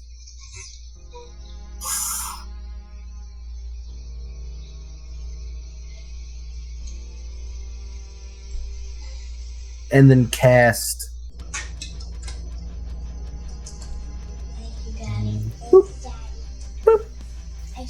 invisibility on myself. And then fly another 15 feet and search for those stones that he had. Okay. See if I can't get closer to, see them. Okay. Now, we'll revisit that on your next turn. Fair enough. Shannara, it's your turn. David is gone invisible. Alright. I've now seen him crash land. I'm going to jump on top of him and just start wailing on him. I have my short sword in hand. I'm not using it to stab him. I'm just punching him with the pommel of it with my fists as I'm doing a 3 count on him.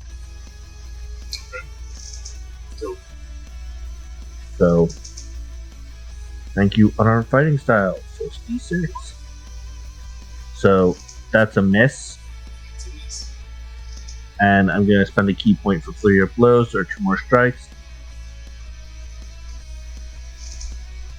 That's 1 hit.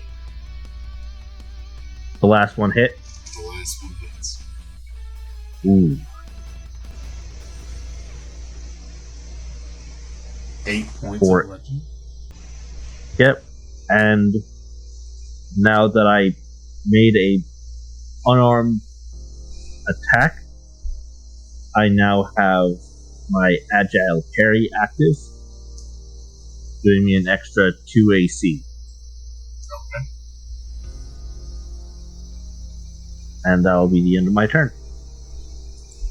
Zephyr, that puts you finally see somebody able to land a blow on him now that he's on the ground. And Shannara goes in wailing. Okay. First, descend with the bat closer down. Then,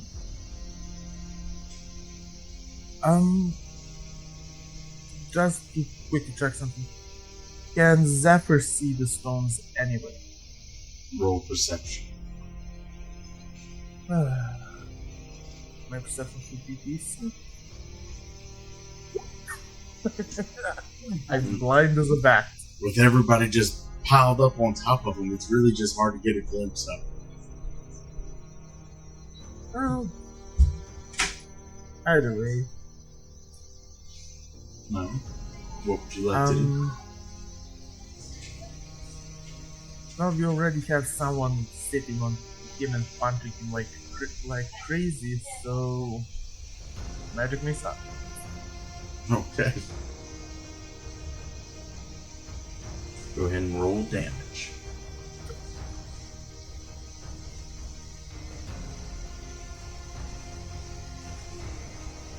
And this one starts. Alright. And well, I don't really have a bonus action to pull out of my ass right now.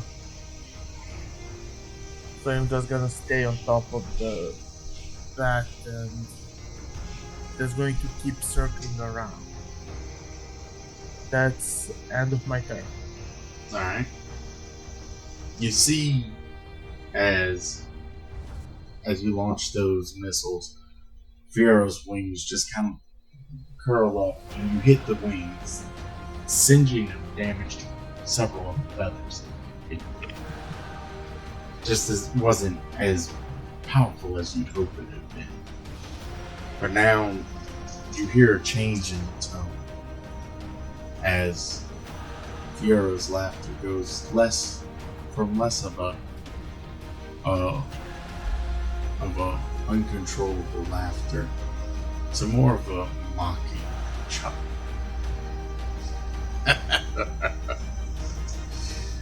Oh, you are fun.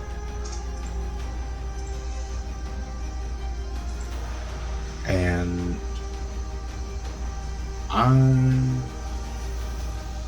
let's see.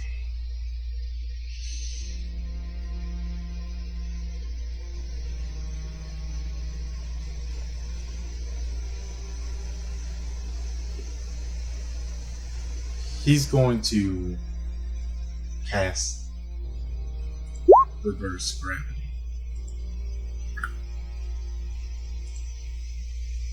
I'm just curious, is he able to do that? Because the saving throw stuff is at the end of the turn. Oh, that's right. It is. You got me. I rolled a save while I was waiting for this turn. But you're right. So he's lost his turn. Alright. He's still prone. He's on the ground. He's no longer laughing So- with you. Did he make a save? He did. Please reroll. Okay.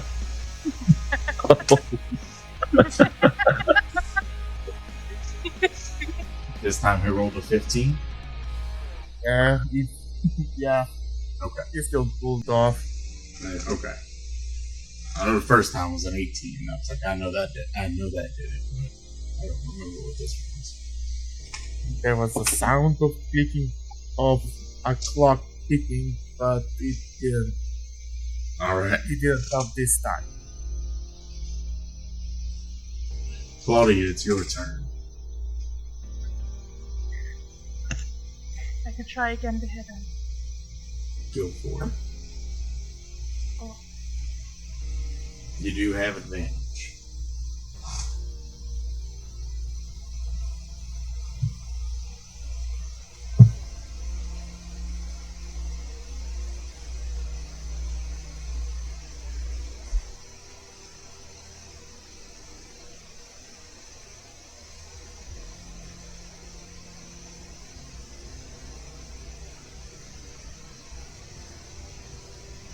19? A 19 misses. Yeah.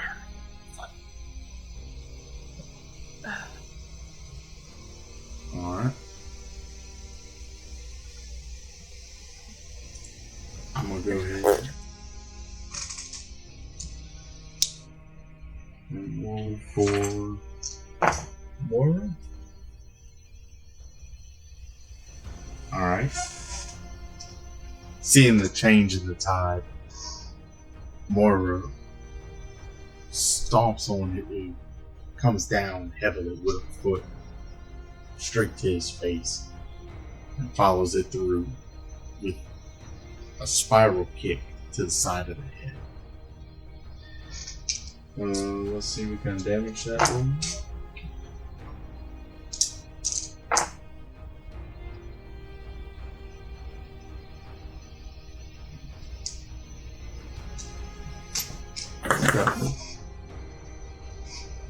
Okay.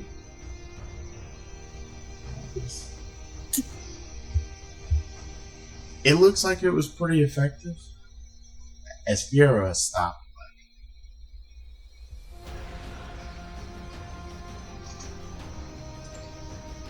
David, it's your turn.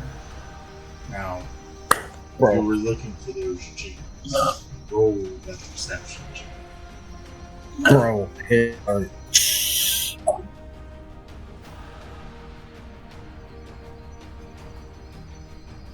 Perfect. Oof. So Oof. maybe it was the kick to the side of the head that made you realize. But something draws you to his face. As you see the gems embedded into his neck. Going all the way around, almost. Alright, so I took a kick to the side of my head. Hold on. No, not you. Fiero. Okay. Fiero took Okay. kick to the side of the head. I'm sorry, I had to deal with all this. I understand, yeah. So maybe it was just the awesomeness, seeing what a monk can do. How a monk can do. It blew my mind. But I can see these gems around his neck. Yes. Am I within range just to yank them out with my hand? You can get within range. You have the movement.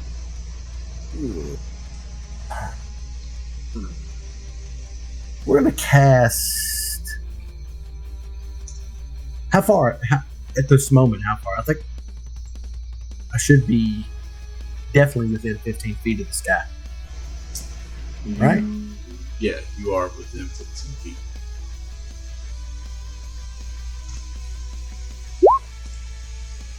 So I'm gonna use Unseen Servant to yank as many gems as I can. Okay. What is the strength of an unseen servant?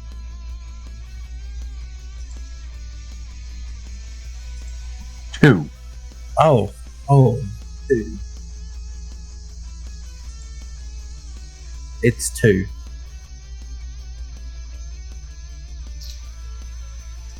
The unseen servant is unable to make him budge. Oh, fuck.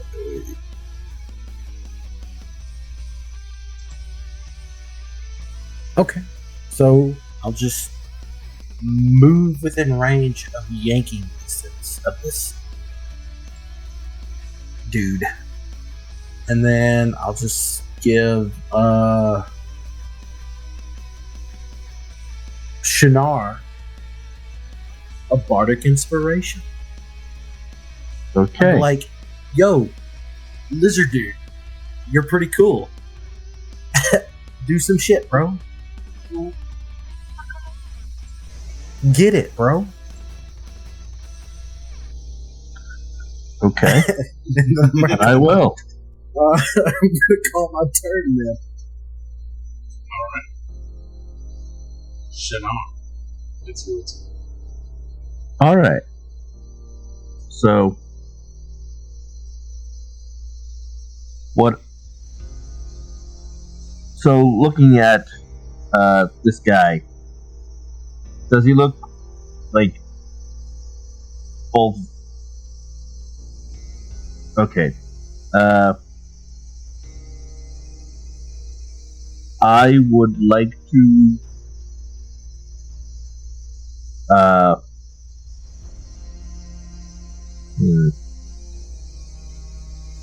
don't want to put in his face, but I also want to.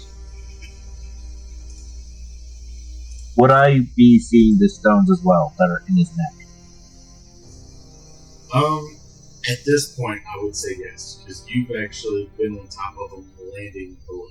So I would say yes, you have the perception, the field of view. Okay.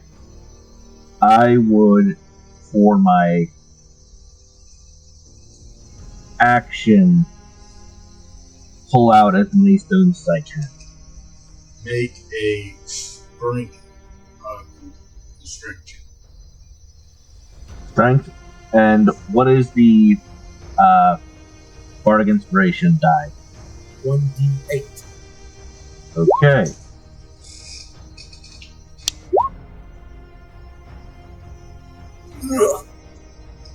Would I have advantage because he's prone? Not exactly, because you're not actually pulling against him.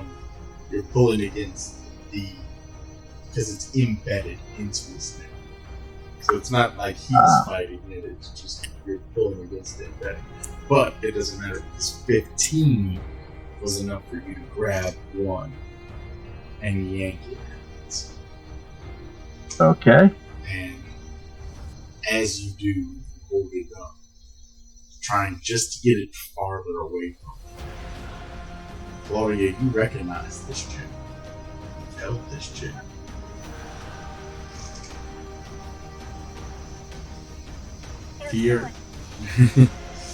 Fiero's face changes drastically. And he is going to use a legendary action Okay. to make it attack.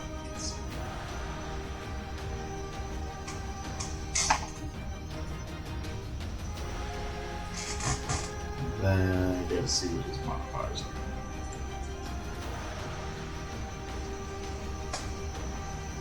That hits. 25. That hits. As you rip this gem out and pull back, the look on Fiero's face, the smile, disappears immediately. The eyes tighten, and you see as his hand flies towards you. It's going to be an unarmed strike. Okay. So, Hold on. Can I use cutting words as a reaction? that's an interesting reaction. Go for it. Okay. Fucking. I don't have an insult. Dumbass bitch.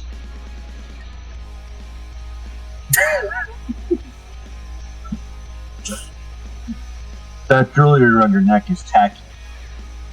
There you go. Yeah. Well, he's. Alright. So, one of you uses a bardic inspiration, rolling a die and subtracting the number from the creature's roll. It was a 25. What's your die? His die is a D8. Okay, go for it. This may help. Me? Yes, you roll. This is your thing. Roll your die. Oh. Okay. So close. So 21? Still hits. Okay. It's going to be 11 points of bludgeoning damage. As he nails you right in the chest. Alright. Now, I would like to use my Action Surge to try to pull out another one. Okay, go for it. Unfortunately, it does not work. Alright. But I will use my bonus action to punch him in the face. Perfect. And it is missed. Unfortunately. Yeah. Alright. Yeah, I'm guessing because it was not those pulling out of the neck was not considered an attack roll. I can't use my flurry of blows. I would actually, I wouldn't say that it would be considered an attack roll because, I mean, it wasn't so much an attack. It was As much as using an object. yeah. So yeah, that's why I'm not using it. All right. End of my turn. Zephyr, it's all you. Did I see what are you doing?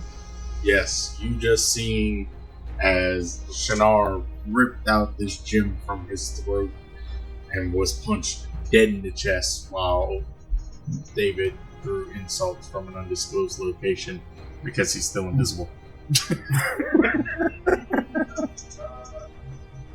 That's something good. I need to check what the strength modifier mage had. doesn't have it, but it has limitation to how much it can lift. Actually, how much it can carry. It can only carry 10 pounds, but it doesn't have strength modifier or something like that. So it has to try and stay like that. So it would be just a straight roll with no modifiers. Okay. And I cannot use bonus action to do it. So,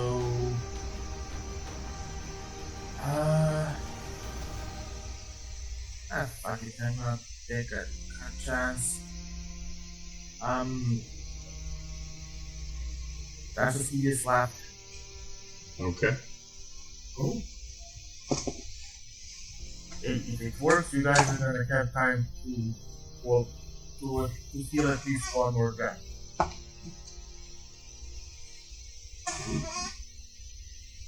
So he rolled a 13, which is a failure, I believe, right? I think that there's Is it? yeah. I don't have no. It's 13, but it's showing 12. Okay. So just saves. That's it. Okay, I cannot attempt to pull it off as a bonus action. So. Do you have more of your reroll shenanigans? Do you have any more of those? Aww. I only have 2. I can only use them 2 times per one. Ah. Should give me a second to confirm that bullshit. Yes. No, yeah, that makes sense. There are limitations.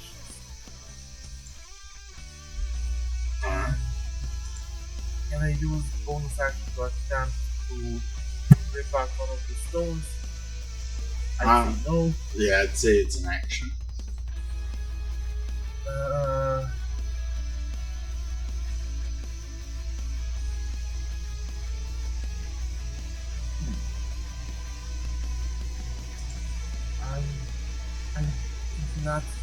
I'm not 100% familiar with all the monk things we have at their disposal. You do have a bonus action unarmed strike.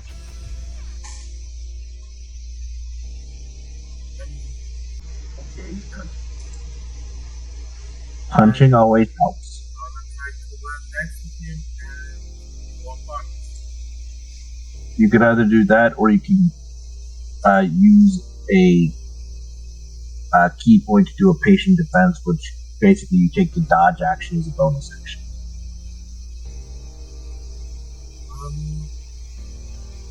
What do we patient? Okay. But I'm gonna land practically next to him, so if he tries to move, I get +1. Okay. And that will be my turn. Alright. So I just want to make sure I'm counting this up. As you prepare to strike, waiting on his movement, Theo bursts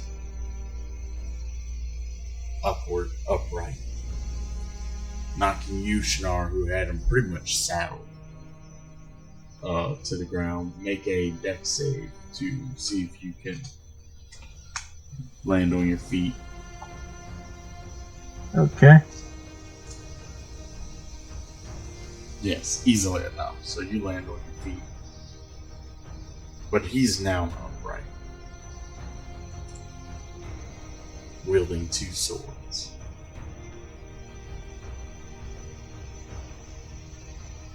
You will lose that hand. And if you keep trying me, soon your life. And he's gonna go ahead and make 2 attacks at you with his swords. Alright.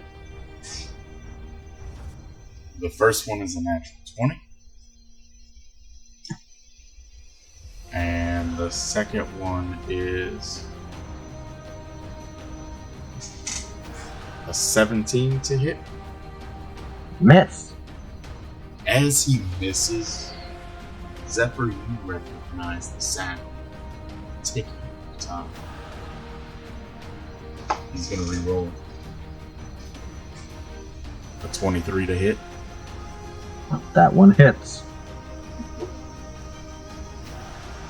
See the shift as he slices at your hand. You go ahead and roll the damage. As soon as the shifting started, there's not a physical sound, as it's metaphysical one, but he heard it and he tried to shout the word.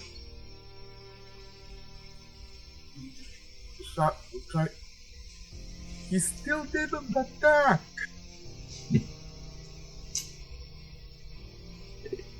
You take 17 points of slashing damage.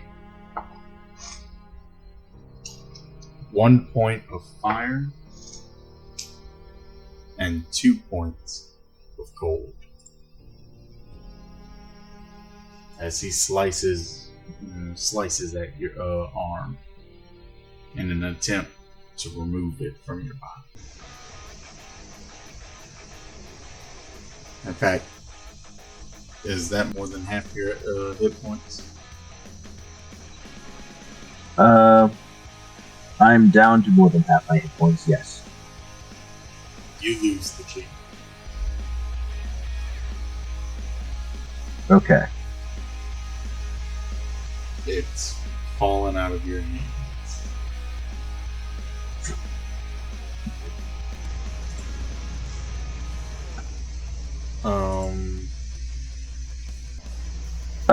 Was that in terms of more than half my hit points in in that one turn, or more than half my hit points total? No, in that one turn. In that one fury of attacks. 2, that's 20. No, that's not half my hit points in one attack. In that one attack. Okay.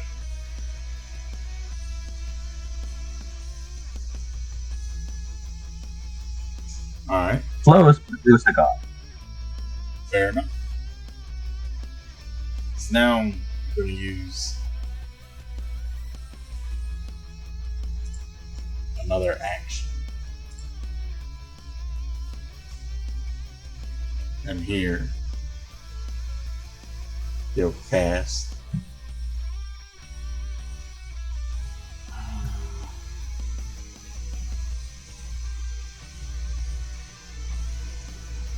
Fireball.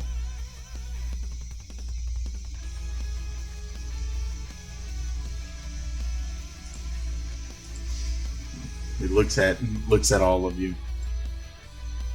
Let me show you what true power looks like. And he parts his hand above his head as a huge fireball forms. And he lays it down at his feet, causing a massive explosion. Y'all know the rules. We don't care how big the room is. I said I cast fireball.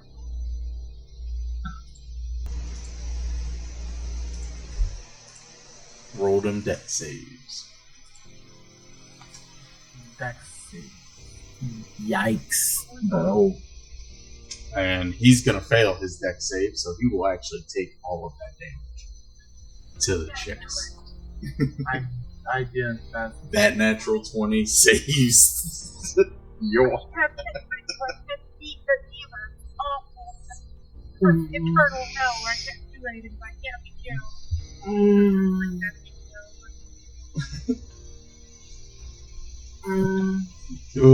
David. Oh, I make it. Okay. Poor David. Poor Zephyr. Alright, so those of you who succeed your dex saves, you... Oh, I gotta roll for... Oh! Those of you who succeed your dex saves, you take half the damage. How much I need to take? That's not. So it's 34 34. damage divided by 2. So is that 27? 17? No, 17. Yeah. So those of you who fail take the 34. Well, shit. Well, hold on. I take 15 points of damage. You take what? I take 15. I lose all my temporary HP, but so Zephyr pretty much looks still, but he's standing, bleeding from every orifice, and burned, but standing. So, hold on. So, I rolled an 8. What does that mean, Chief? You take 34 fire damage, buddy. As the Oh! as the flames clear, you all see as out of his invisible form falls the body of David.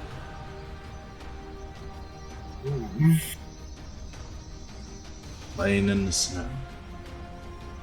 Very much burnt. I still got my middle finger out. Fuck you. Claudia, Yeah. it's your turn. Short for one thing, and he's gonna die. Okay. Priorities. Right. Get that. Alright. Is that all your turns? Oh, something else you see. Master Moira is looking very much hurt after the flames have cleared. In fact, her wings are burned beyond a point of flying.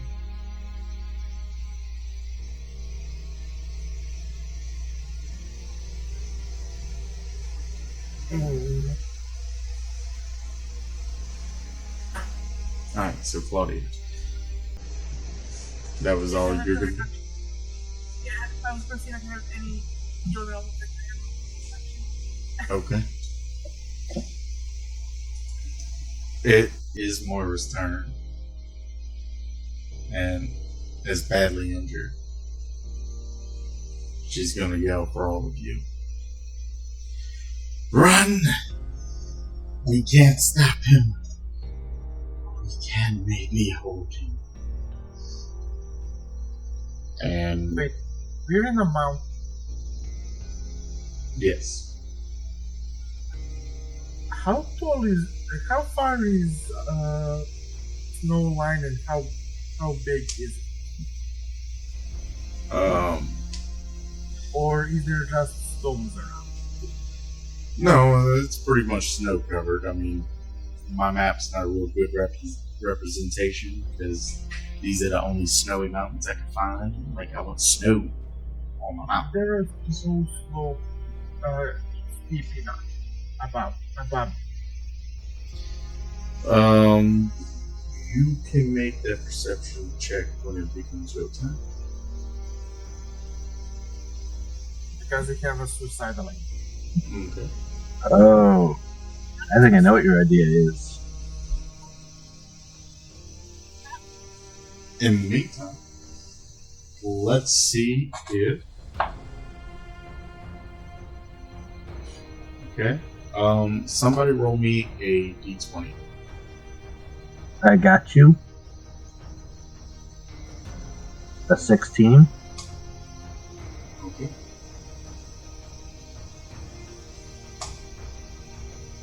she grabs him by the wings, holding them close and very much distorted as she starts to pull backwards. You see Sandra and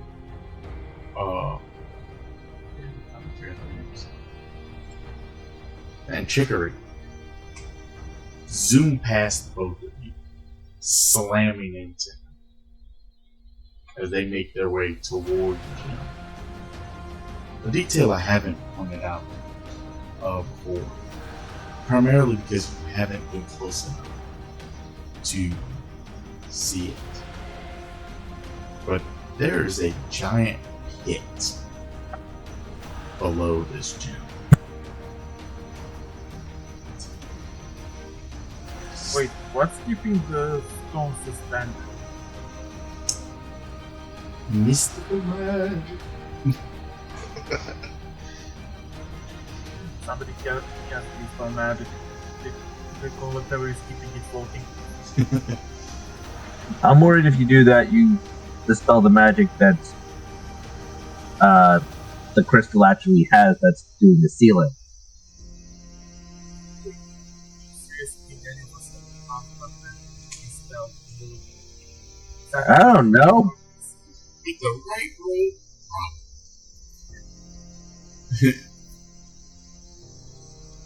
but that being said, they slam and push until both Moira and Fiero fall into the pit. David, it's your turn. Oh, it's my turn. You are unconscious. I know how this fucking goes. You're actually not dying. So, Oh, thank you. Thank you, Claudia.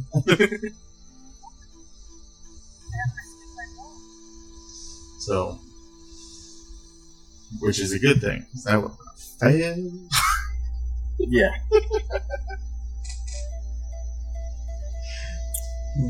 But okay, that's your turn as you lay there, and depressingly enough, no light at the end of the tunnel. Just darkness.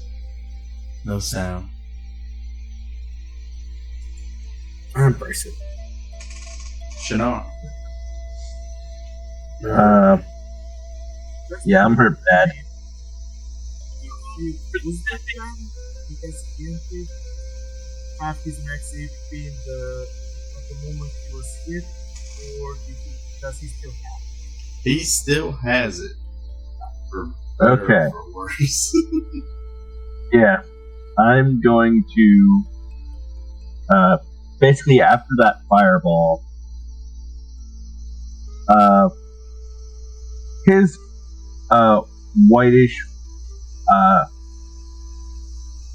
robe / tunic / hood is burned. His normal tunic that he wears underneath it slashed to pieces and burned off. He is shirtless in the snow with only pants and leather wrappings around his arms and feet.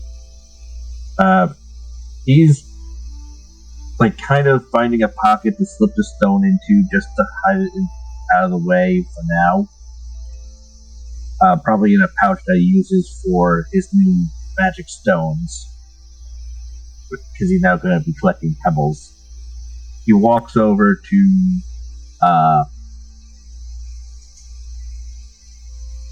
David,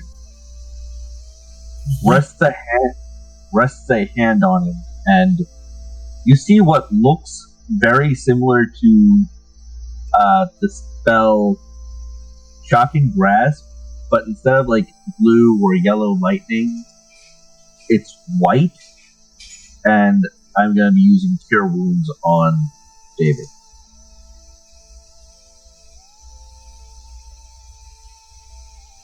Okay. So David gets 11 points of healing.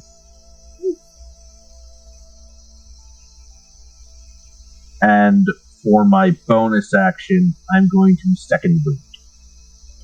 Okay. and I get 3 healing. Oh, nice. So David is up. And no, I'm going to ask, alright, what should we,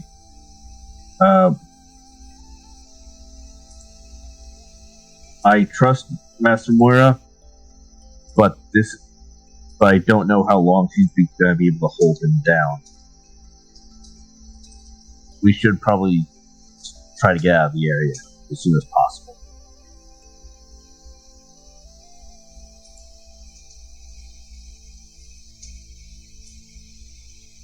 Give him an idea. This whole battle kind of really shifted over here when he fell out of the sky.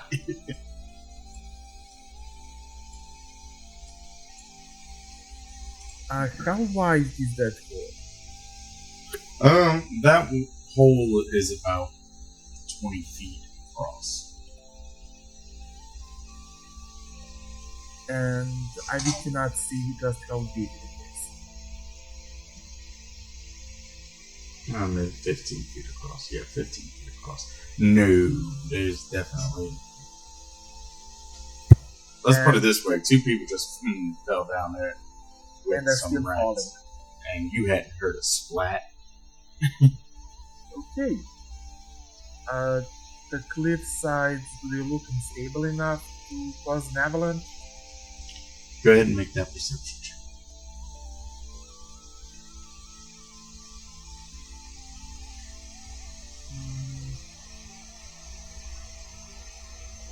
You certainly see one within range. And...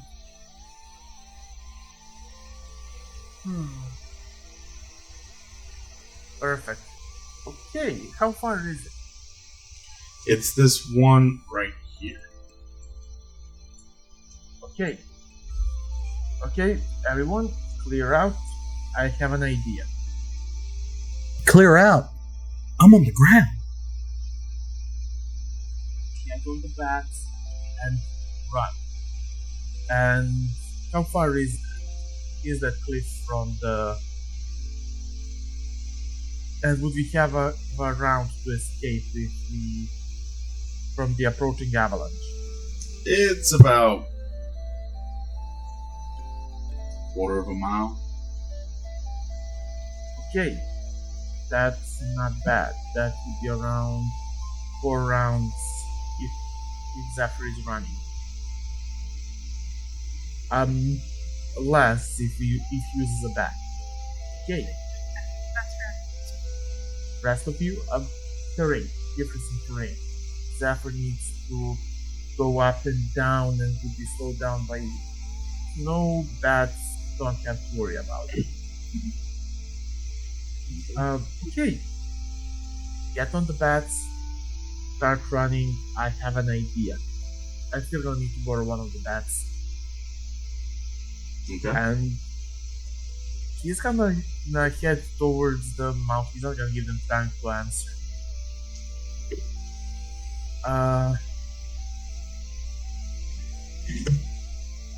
As Attila picks you up and takes off with you. Okay. This is gonna be bad. We're gonna... Because they very much intend to cause an avalanche. Are you gonna do that on this turn? Well, no, because I don't have... we cannot get there fast enough, so... I'm just saying what they plan on doing. Your Alright. turn, boys. We're gonna pause right here. Claudia, David, and Shinar, are y'all in the consensus of taking off right now? Yeah. I want to shift focus. Stickman, are you there? I am. You've been on this journey for a while, making your way along the unwelcome slopes to the edge of this trail, following these visions, these dreams you've been having.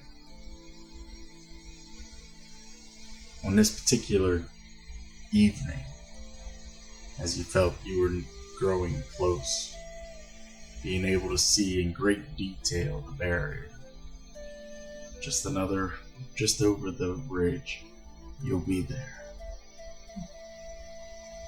You notice the shimmering, the flickering almost, as the barrier seems to be weakening.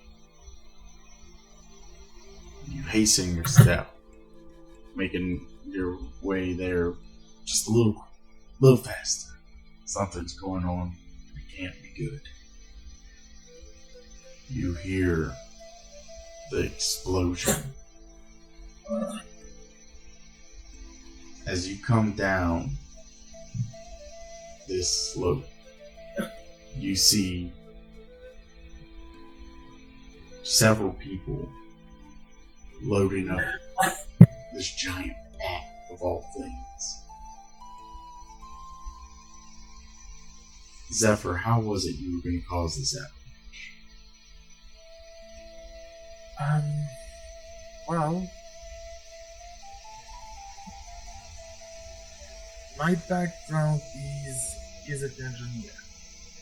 Mm-hmm. I have essentially... Okay, I'm hoping that this can be applied to snow as well. Urban infrastructure. I can essentially observe a building to, well, inspect it. You know, those little cracks that everybody else can overlook because they are too small or too insignificant. Okay. But to a trained person, they are very poke in the eye. Okay. I'm hoping that I can do that to find the shatter point, so to speak. And unfortunately, I'm gonna have to rely on frostbite for it. Okay. Because I ran out of spells. I mean, technically, frostbite. But can do it, but I'm not certain if he would have enough kick to do it in one round. I got you. I have a question for Zephyr. How long would it have taken you to get up there? Zephyr or Jody? On the bat? Yeah. How long would it take you? How long did it take? How did it take? Did you say after it was? So it was about a quarter mile to the top of the ridge from where y'all were. Yeah. If it would have taken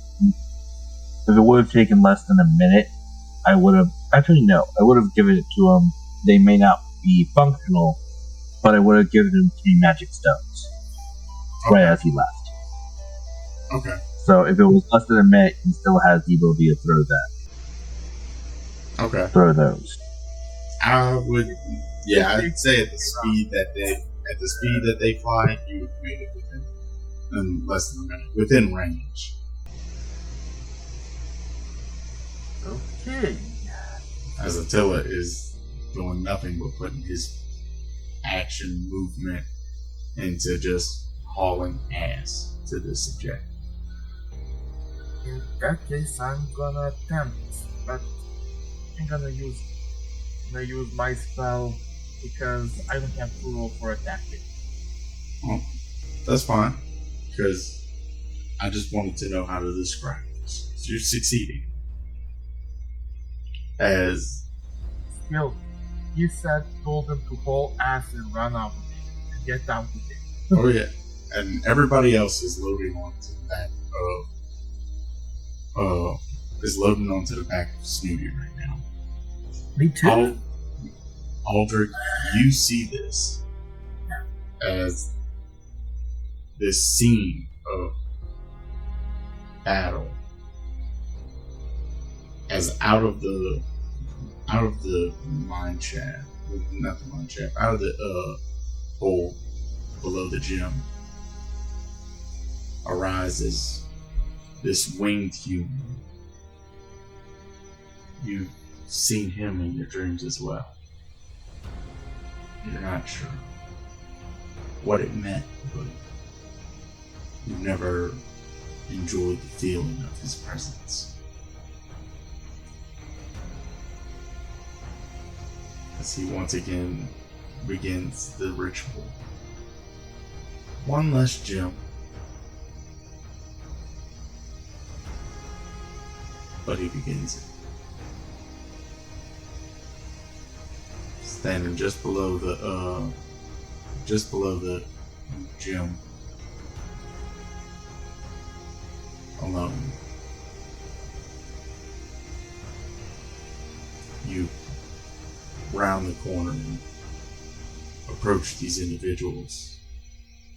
Feel free to describe your character as David, Claudia, and Shannara. You all see. You see a gangly, short gangly, Goliath, 7 foot tall, 3 inches, weighing roughly around 300 pounds. He's got blue eyes, top knot man bun, gray skin, blue tattoos around his head, wearing gray Garrison armor, and on top of it, studded leather armor.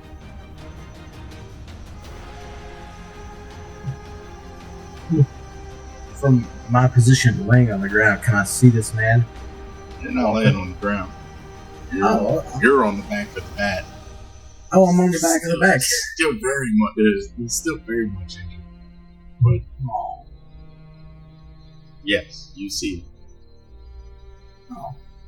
Well, I'm just gonna be like, yeah, David Troy, yeah.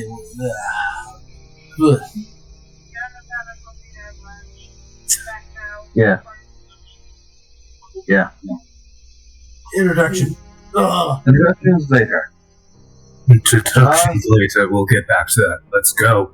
As you hear the sound of the cracking, stone shifting, and snow beginning to pick up momentum. Snow, rocks, boulders, you hear the roar. As you see Zephyr flying back towards you. I'm gonna reach our hand towards the nearby thing to help up on battleships. We have to just go. I grab onto the hand and hope whatever's pulling me, this is the right judgment.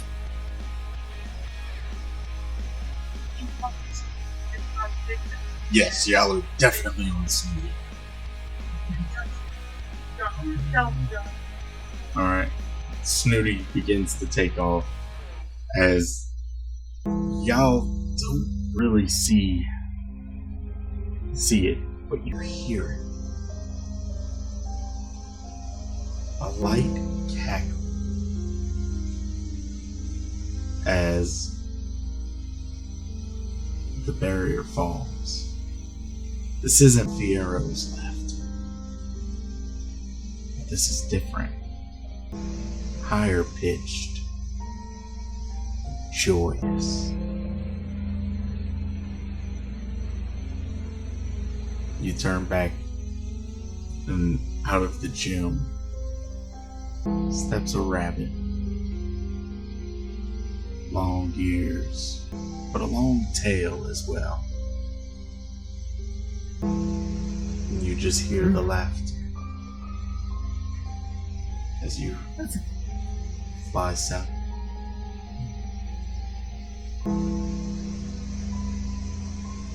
The barrier in front of you falls.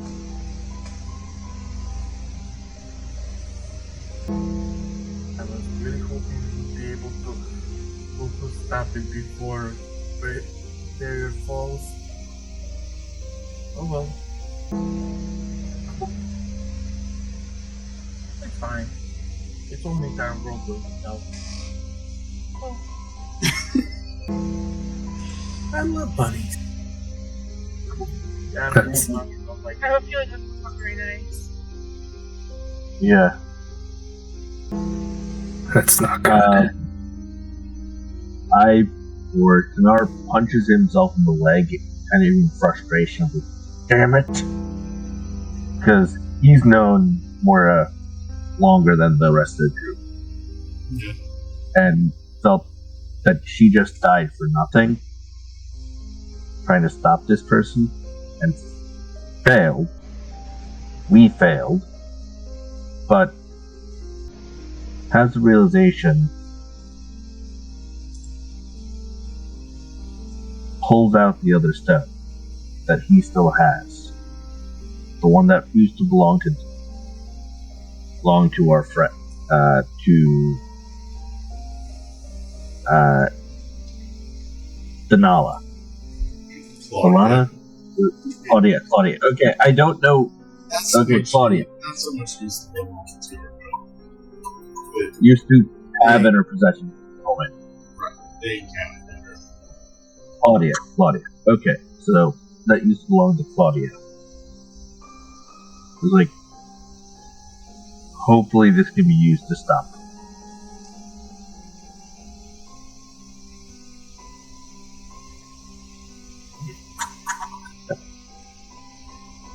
And puts it back into the pocket.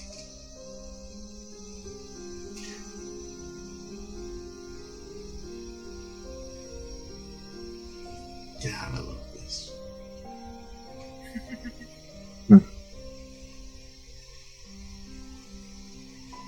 Alright.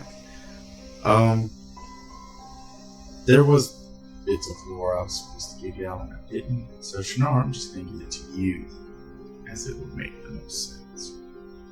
Alright?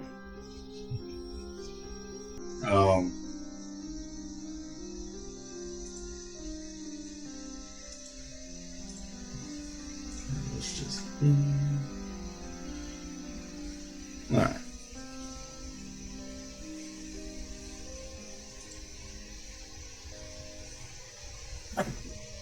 That being said, you all think back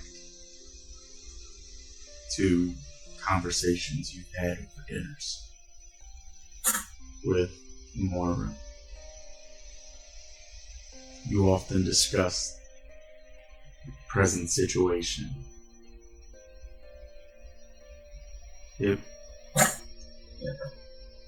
It's been told more than once that she's mentioned the monastery, that she sent your father, David, to go and recruit more allies from Alright. the protectors of yet another Jew in a kingdom so far away.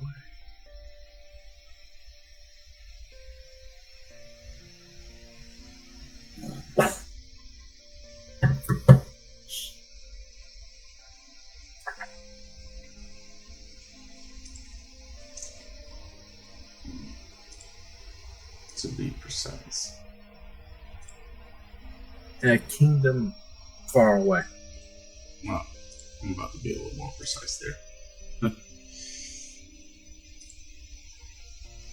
So, the monastery she spoke of was in Snaga, in the Yara Kingdom.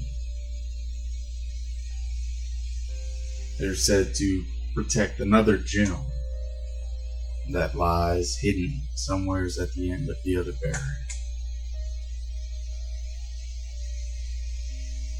The Yara Kingdom, unlike many of the other nations, is ruled by a council of nothing but women. One of the council members in this particular kingdom is the leader of the monastery.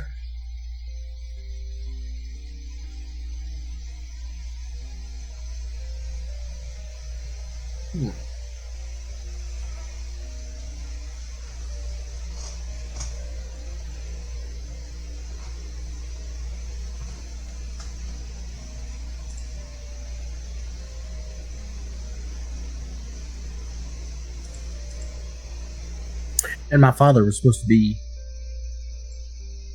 heading to them Well, a year ago. a year ago. A year ago, your father was tasked with heading to that kingdom.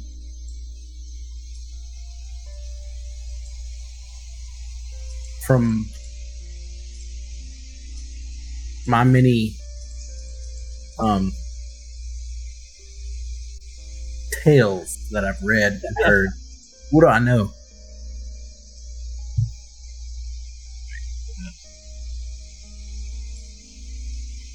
Go ahead and roll a history check.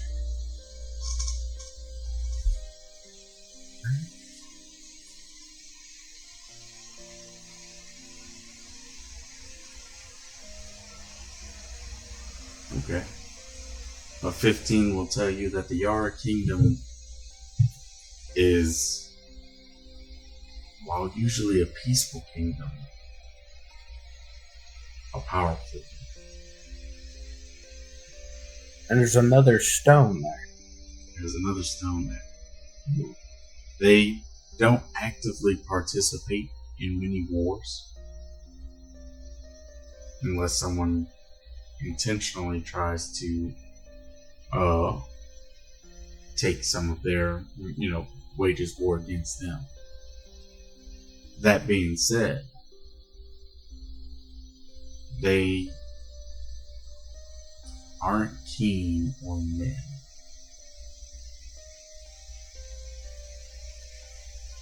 I have two questions. Yes.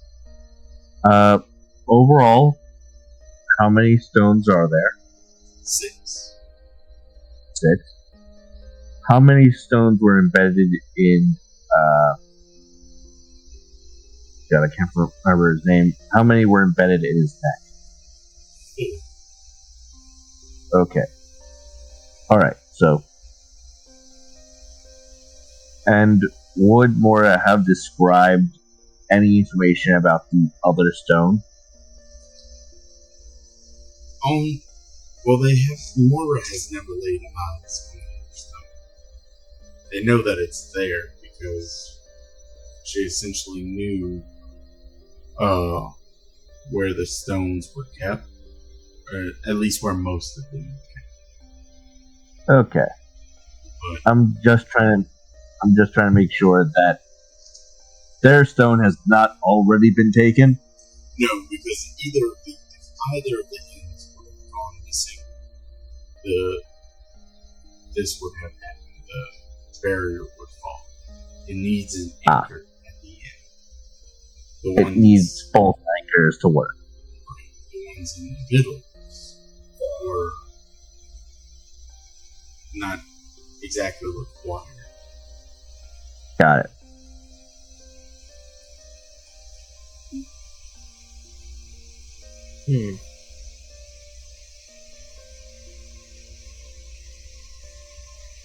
That being said, the barrier has been there for the last 1,000 years.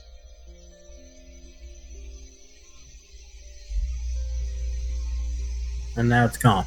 Having only small entrances that took great effort and magic to open.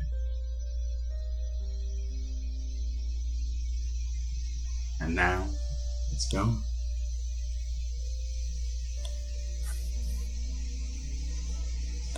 And the rest of the world doesn't know why.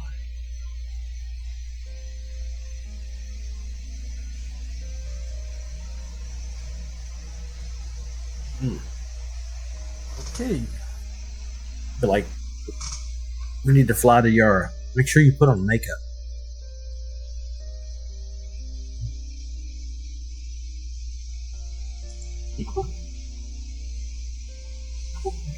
Sorry to interrupt things, but I don't believe I have made a proper introduction.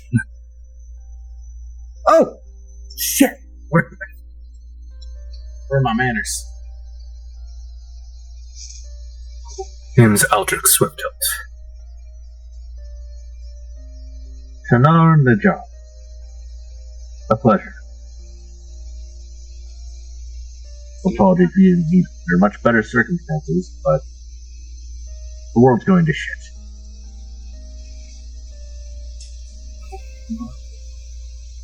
I believe I was laying flat on my back on the bed. I'm gonna hop up and be like, "Oh shit, Zephyr, Claudia, we got a new person." Introductions. You see Aldrich kind of cork his head at you, like squinting his eye. Like he looks like he's seen you before, but he can't quite place it.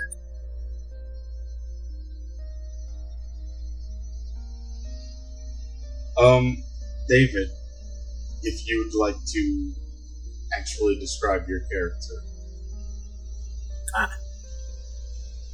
So, half elf stands before you, probably about 5'10", white hair. He is wearing. Can't really tell, but there's a large blood red coat covering most of it.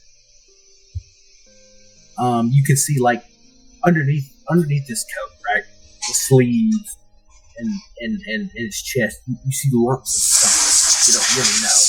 Right? On his back is in a sheath, a rapier, and that's about it. Yeah.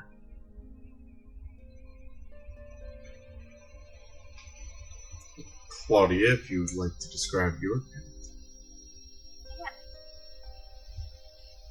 Claudia is a quite tall woman, about 6'3". She has a darker tan skin and very bright blonde hair. She carries a large sword and is dressed in clothing that looks like it was once nice, but has like the bottom of the skirt's been ripped off, and she only has one stocking on. And she's bright glowing green runic tattoos going on her arms. And Zephyr. Zephyr is a slim man. Lightly tan skin, well built, wears at the moment very damaged robe similar to the monk, but he also has a fairly thick book resting on his sash. Next to on the opposite side of it is a sword, but the scabbard sheaths seem to be locked. Like drawing it would take more time than it has any right to be, making it pretty much useless in actual situation. And at the moment, he also has a pair of deer-like horns going from his cap. One of them being broken due to external force. For the rest of you, due to opponent essentially throwing a bomb in their own face. And banging his head on the tree, trying to get his brain to forget the David's introductions. And I think that would be that. Alright.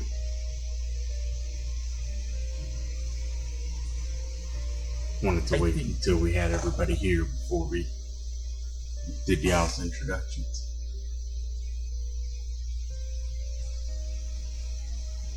Where? So Stickman. Let me just sort of grasp where everybody is. Where is Stickman? I'd probably be at the tail of the bird, just kind of like looking at you, like directly at you specifically, like I know you. Like my brain's trying to figure out, but I can't figure out. Sorry, What's your name again? I'm just gonna just rush you. And from my large jacket, I pull a flute. I play a little tune, casting minor illusion. Bats fly out everywhere. We are the Bat Lords. I'm gonna look to Claudia and Zephyr. Come on. Zephyr's luckily in another bat. I'm No. going to steer it away from the main bat a bit. Attila just makes like a widening arc. I'm gonna let out an exasperated sigh. What I'm are like, Claudia's lines supposed to be? She's absolutely all for it. did we not go over this? No, you never told me what I was supposed to do. Just that I was supposed to do something? Yeah, something heroic, anyways. I and David Troy Psalms Jr. As soon as you say that, Aldrich rushes towards you and hugs you like a big old bear hug. Like, oh my god. You're David Troy Psalms Sr.'s son? No wonder I recognized you. You just look like him. What the hell? My eyes grow bigger than fucking saucers. Okay? They tear up slightly. You know of my father? Your father, who's like a brother to me. We were part of a group known as the Stormseeker Menagerie. Have you not heard of us?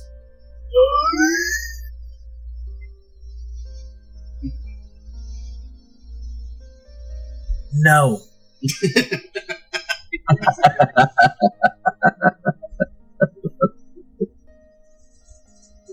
That's aside the point right now. While it is a pleasure to meet you, and he gives you like a big old bear hug, consider that from your father. There's a reason I'm here. I can't explain it. I've been having dreams, specifically about that man who's floating. And it was also, it's hard to explain, but something inside me is pulling me towards a monastery. I don't know where, but I know what it looks like. It's so clear in my brain. Like I said, it's weird, but something's pulling me there. And it's, well, whatever happened there, it's been haunting me for weeks now. Snatch you by your cloak. Don't worry, bro. We're full of weird people. You're with us now. Where is? Yeah. Where was this monastery that it's pulling you towards? Is it the one that we just left? No, it's somewhere else.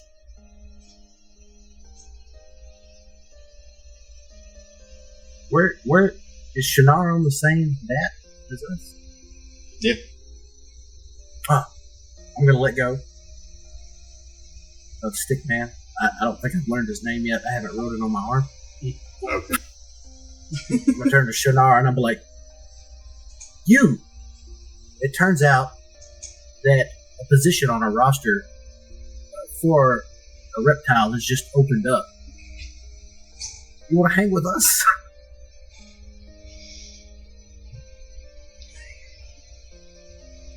I will say yes.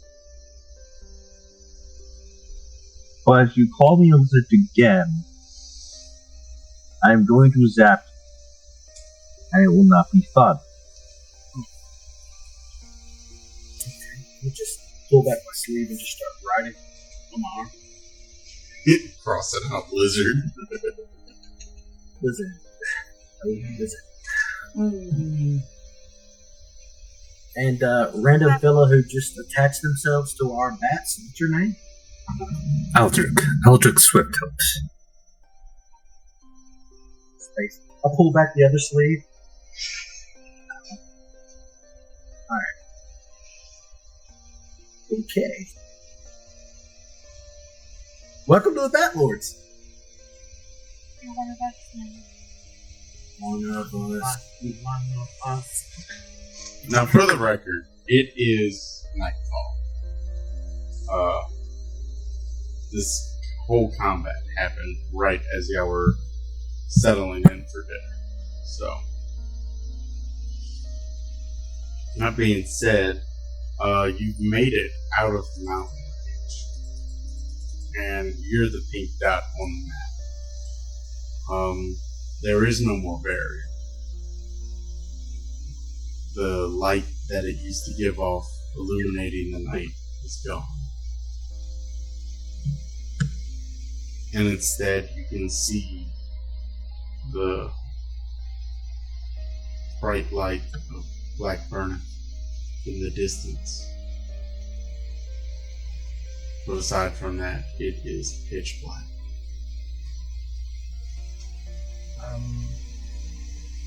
I will cast light on my. Since during the 2 weeks of training and my prior training, I've been having a few pouches where I would collect stones and put them in there for magic stone. I pull out one of the regular stones and cast light on it. To basically act as like a source of light for us while we're up here. Yes. Get for your character one of those small net bags. That way you can throw entire set of magic stones, and because they all hit at the same time, it can provide a massive burst of damage during one round. Okay. Shopping list. And if DM agrees. I have no problems with engineering. Alright. I will look into what were they, net bags? They're not really items, they're literally small bags made by that, like in a net-like material. They're generally used for. You buy. They're essentially. And brain doesn't work. Forget what I'm trying to say. Yeah. I have the idea. I will look into, as we travel, trying to get or create. I cannot create, but I will look into trying to get.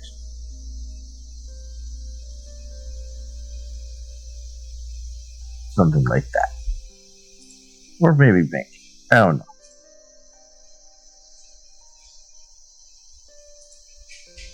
Alright. So what is your heading?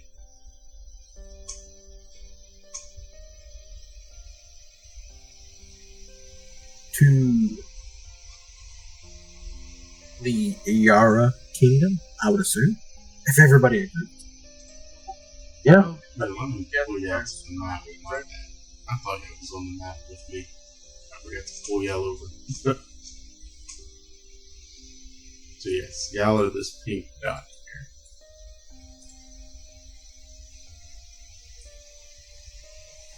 here. By the way, when he said net bag, I meant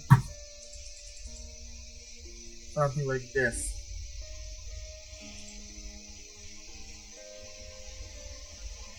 They can be made out of string, even. Ah, yeah, okay. Got it. Ooh. On our way south, we can stop by my house. That you can. That you can.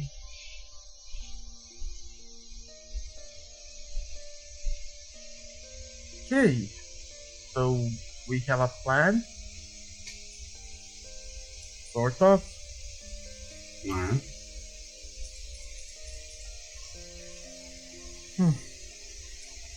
So, It's about 6 o'clock in the evening.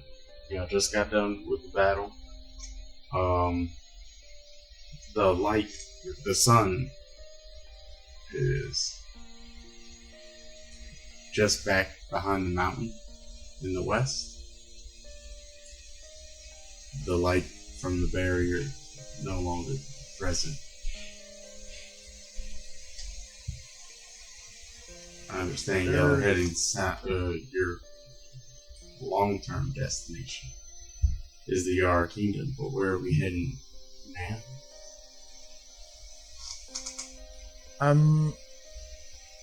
Okay.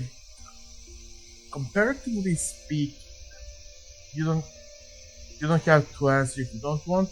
How close is temple from which Zephyr originates?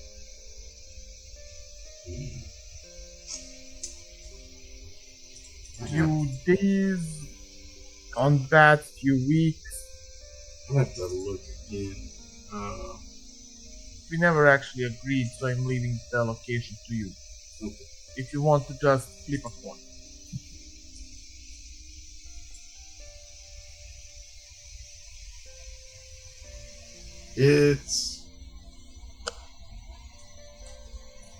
That's right, that's where I want you to come from.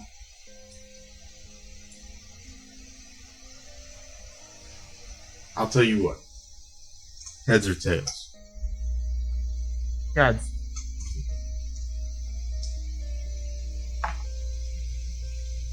Alright. It's north, west of y'all's location. It's over here. Sorry, can you ping again? Yep. It's next to the word alone. That's a few. If I'm not mistaken, that will be a few weeks away. Right. We're not going there. Yeah. I say we head It's 75 miles out of the way. and over the mountains, even bats would struggle there. Let's go towards the city. We need to report this to the guild. Okay. Y'all got about a 150-mile straight shot. We go near Nornavik. I've got resources there. From where you're at right now, Jornovik's about 73 miles out.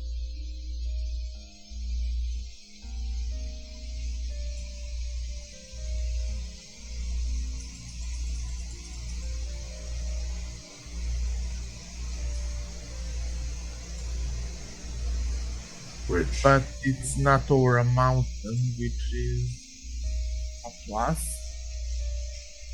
did anybody write down the flying speed for these things? I remember it's fast as fuck.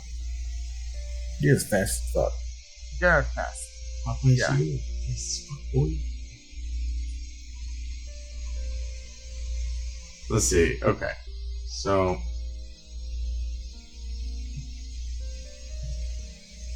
I wrote down their heights. Cool. Excellent. That was the information we needed. Good job, DM. Boom. I mean, it's still a useful information. Yeah. I don't know how. That's what I did. I took this right out of the damn DMG.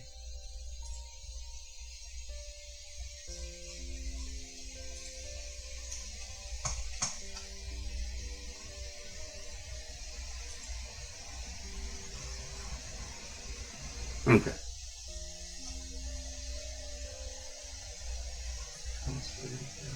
I'm not looking for cost of weight, I'm looking for speed.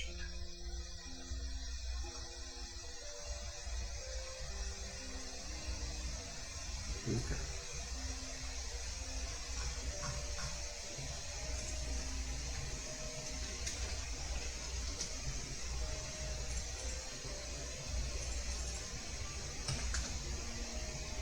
Okay.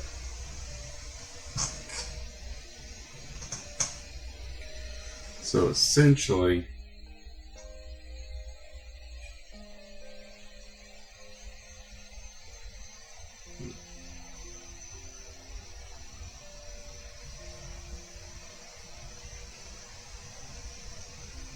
that's per That's second. So that's 10 times. So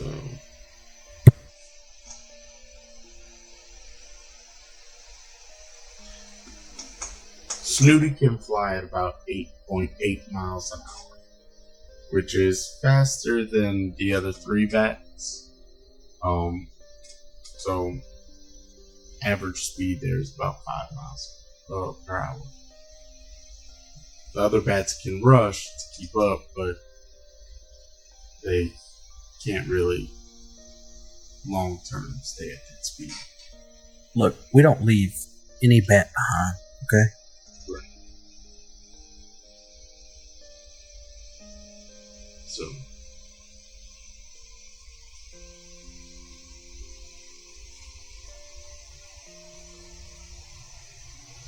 So you got 150 miles.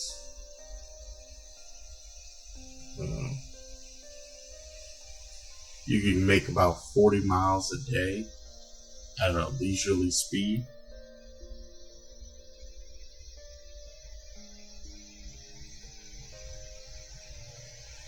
$40 a day. So it's going to take you almost 4 whole days to get from where you're at right now to the Arcane at a leisurely speed. You can rush.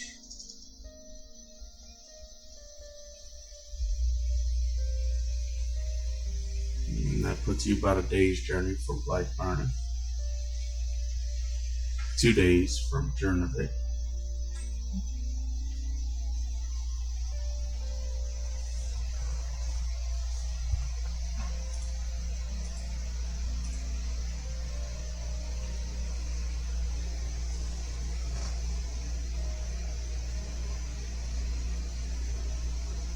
Black Bernard. That's a big city. It is a major city, yes. They have guild. They would, as most major cities do. Hell, Jernavik had a guild presence. Is Black Bernard famous for anything? Or just well known? It was formerly an elven territory. But during one squabble or another, it was lost to the human empire, the human dynasty, I should say. Go humans. Coming from the half elf. You're literally choosing this. Okay.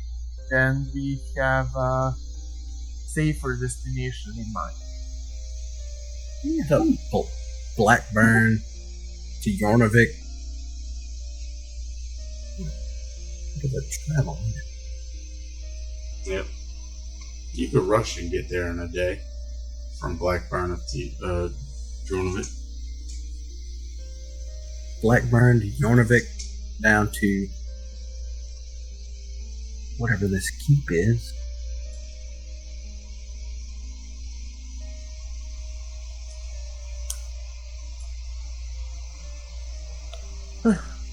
So that my suggestion is to go to Blackburn.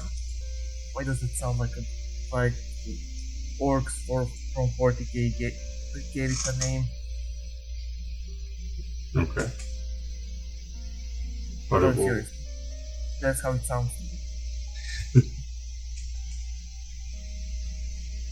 so you get a couple hours flight. You get out of the mountains and you notice Snooty starting to descend. Not so Snooty. Just exhausted. The adrenaline's worn off. The day has been long, as the day was spent training for all of you, in one fashion or another.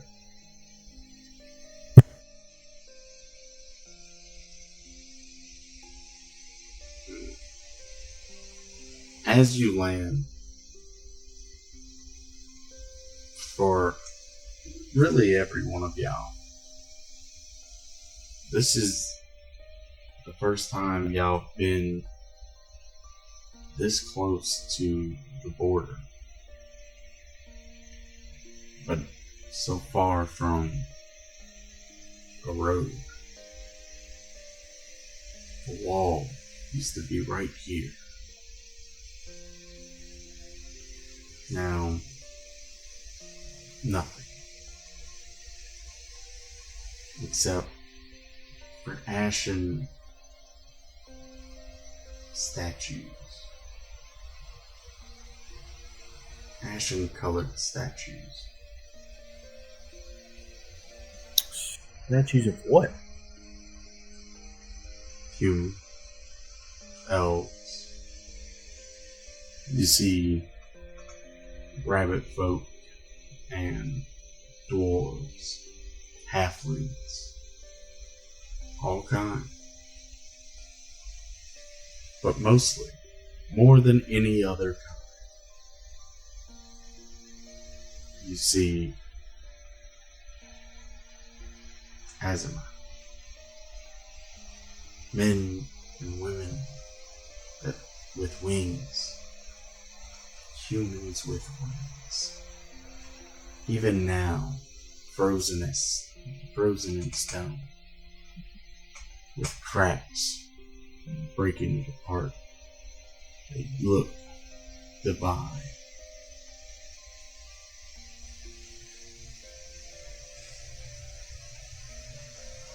Some of which are frozen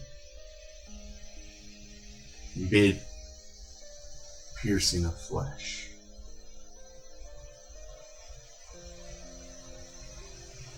The agony of their victims, eternally carved in stone.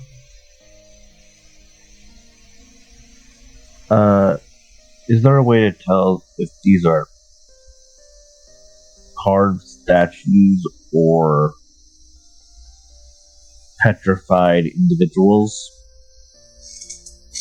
Very certain that they could be turned to stone. I would say go ahead and make either medicine or arcana. I'll let you decide. Okay. I will my choose. side, I will also do medicine because I don't know anything about arcana. I know about medicine is higher. Can I give myself guidance when checking for medicine? Okay. So.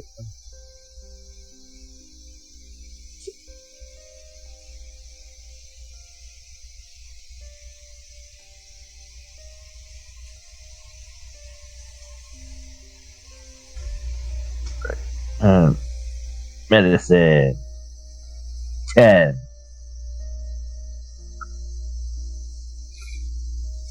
Okay. The numbers were so small, were so low, I had to make sure it rolled a d20. We're okay? It's really hard to discern for both of you. Your experience and knowledge, just nothing's prepared for this. There are certain statues that seem to decayed over time. You can't think of why anybody would carve such a thing. I should know from fairy tales and stuff like that whether these statues are actual people or not. Right? David, make a history check and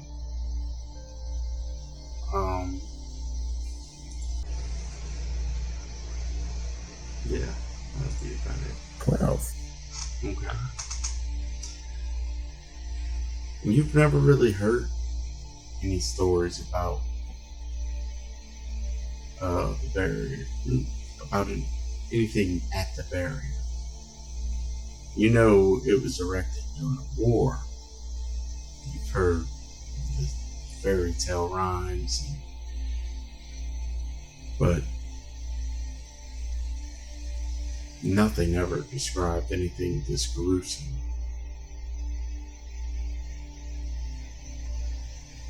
Even now, in the dark, the statues seem to produce their own faint light.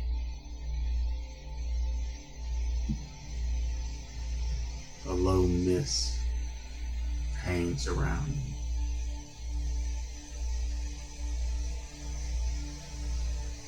Regardless, I'll drop a gold for the souls lost creating this wall. Okay. Roll a D100 for dropping your gold.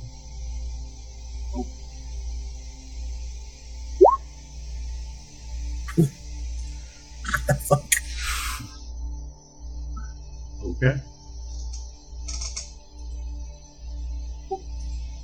Let me just. A one for one gold. Alright. So it would appear that the bats are making their bed here. Snooty quite literally falling into a group of statues, crumbling them under her weight, and just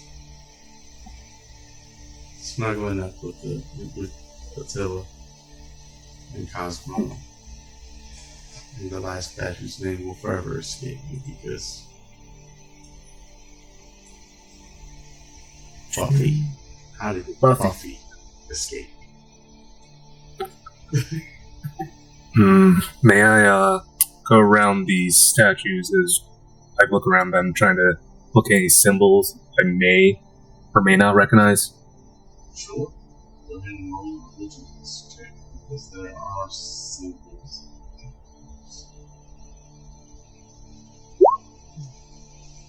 Funky symbols. Okay, 21. Great. let's start trying to decipher them from the point of arcane.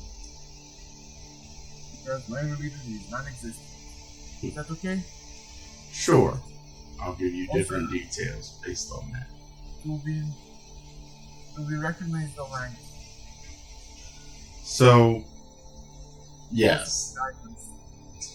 So he rolled a 21. He's getting it all, for the most part. But yes, you recognize these symbols. For these are the symbols of the original three. And guidance. Okay. And fine. Okay. Yeah. You also recognize these symbols. You recognize that, both of you recognize that these symbols represented Hypno, Malthus, and Drachma. There are also other symbols. Symbols of a long forgotten dwarven. They're symbols of a familiar face to you, Zephyr. Falar.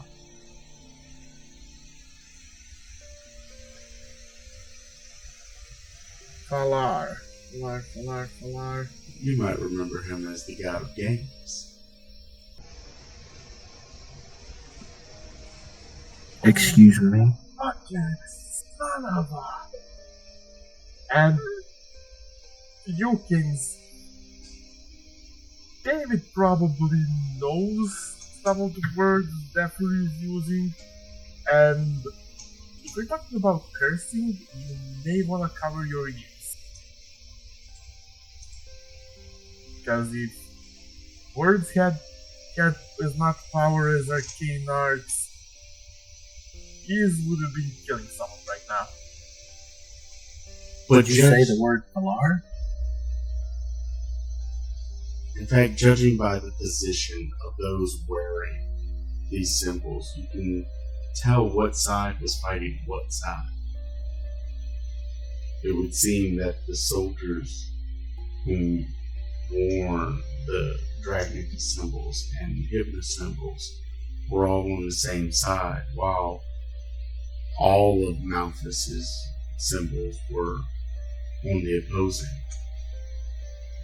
But the strange thing is, the other gods, their symbols were mixed to appear on both sides, striking down both man and elf, Azimuth and and dwarf.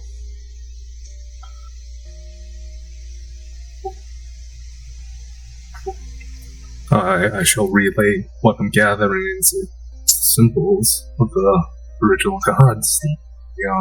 It's the war. Does it matter?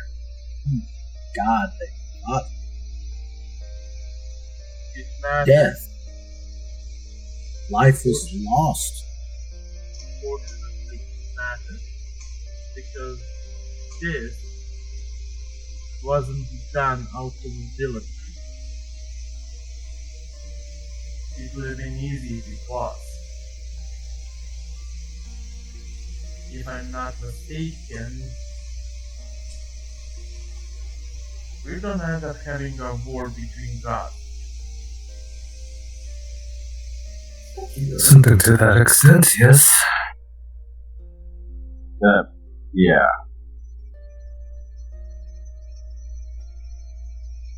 Life is Or, yeah, true. That is true sentiment and well respected, but the fact is, this barrier sealed off a guy that was trying to kill a lot of people. Now, some of the things are used to keep them out of our realm and keep all life safe is now failing. And currently, there are only 2 items that are not in their possession that could fully undo it if they get it. One is with us right now. The other is on the other side of the world.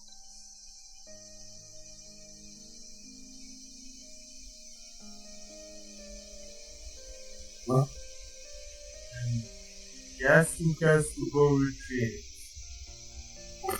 Someone has to do it. Makes our job easier. Make our job a living nightmare. Someone has to stop this. If we're the ones who know about it, I'm going to do it. I'm not gonna do it. Just that. This is gonna be a pain in the ass. And that you will go towards it, and it seems if we survive this, you're gonna have every right to be a hero, and even greater than your pops.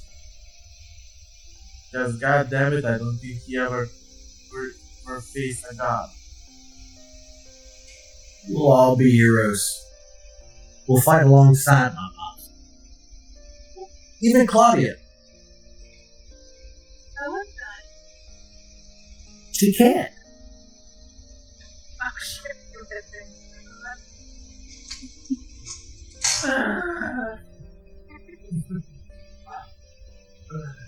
Yeah. And my day will be glorious. I promise. David's gonna point to the statue, sort of lift up his arms. This whatever caused this, heroes won't let it happen again. And those heroes are us, the Batlord.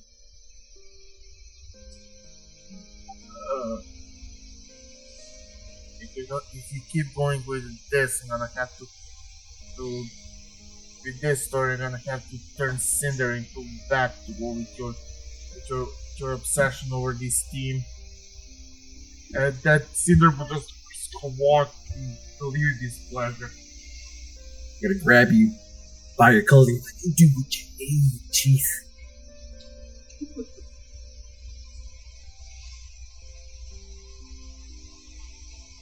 Certainly your father's son, that's for sure.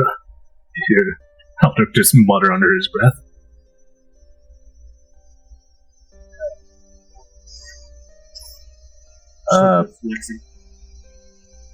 Shannara turns to Aldrich. So this is similar to how his father is? Yeah, it's about the same. Dear God, there's two of them. It's fine. His father's a good man. Good heart.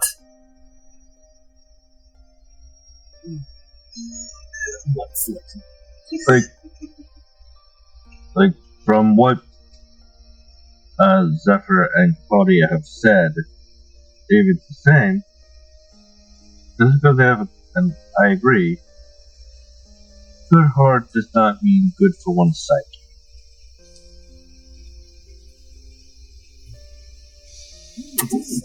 When you save everybody's lives, like, come on. We'll see about that. I hope that he's just not as just like him. Where are we at on the map at this moment? So y'all are the big. We're still at the Yes. Now we went south. We were at the light blue. Now we're at the pink.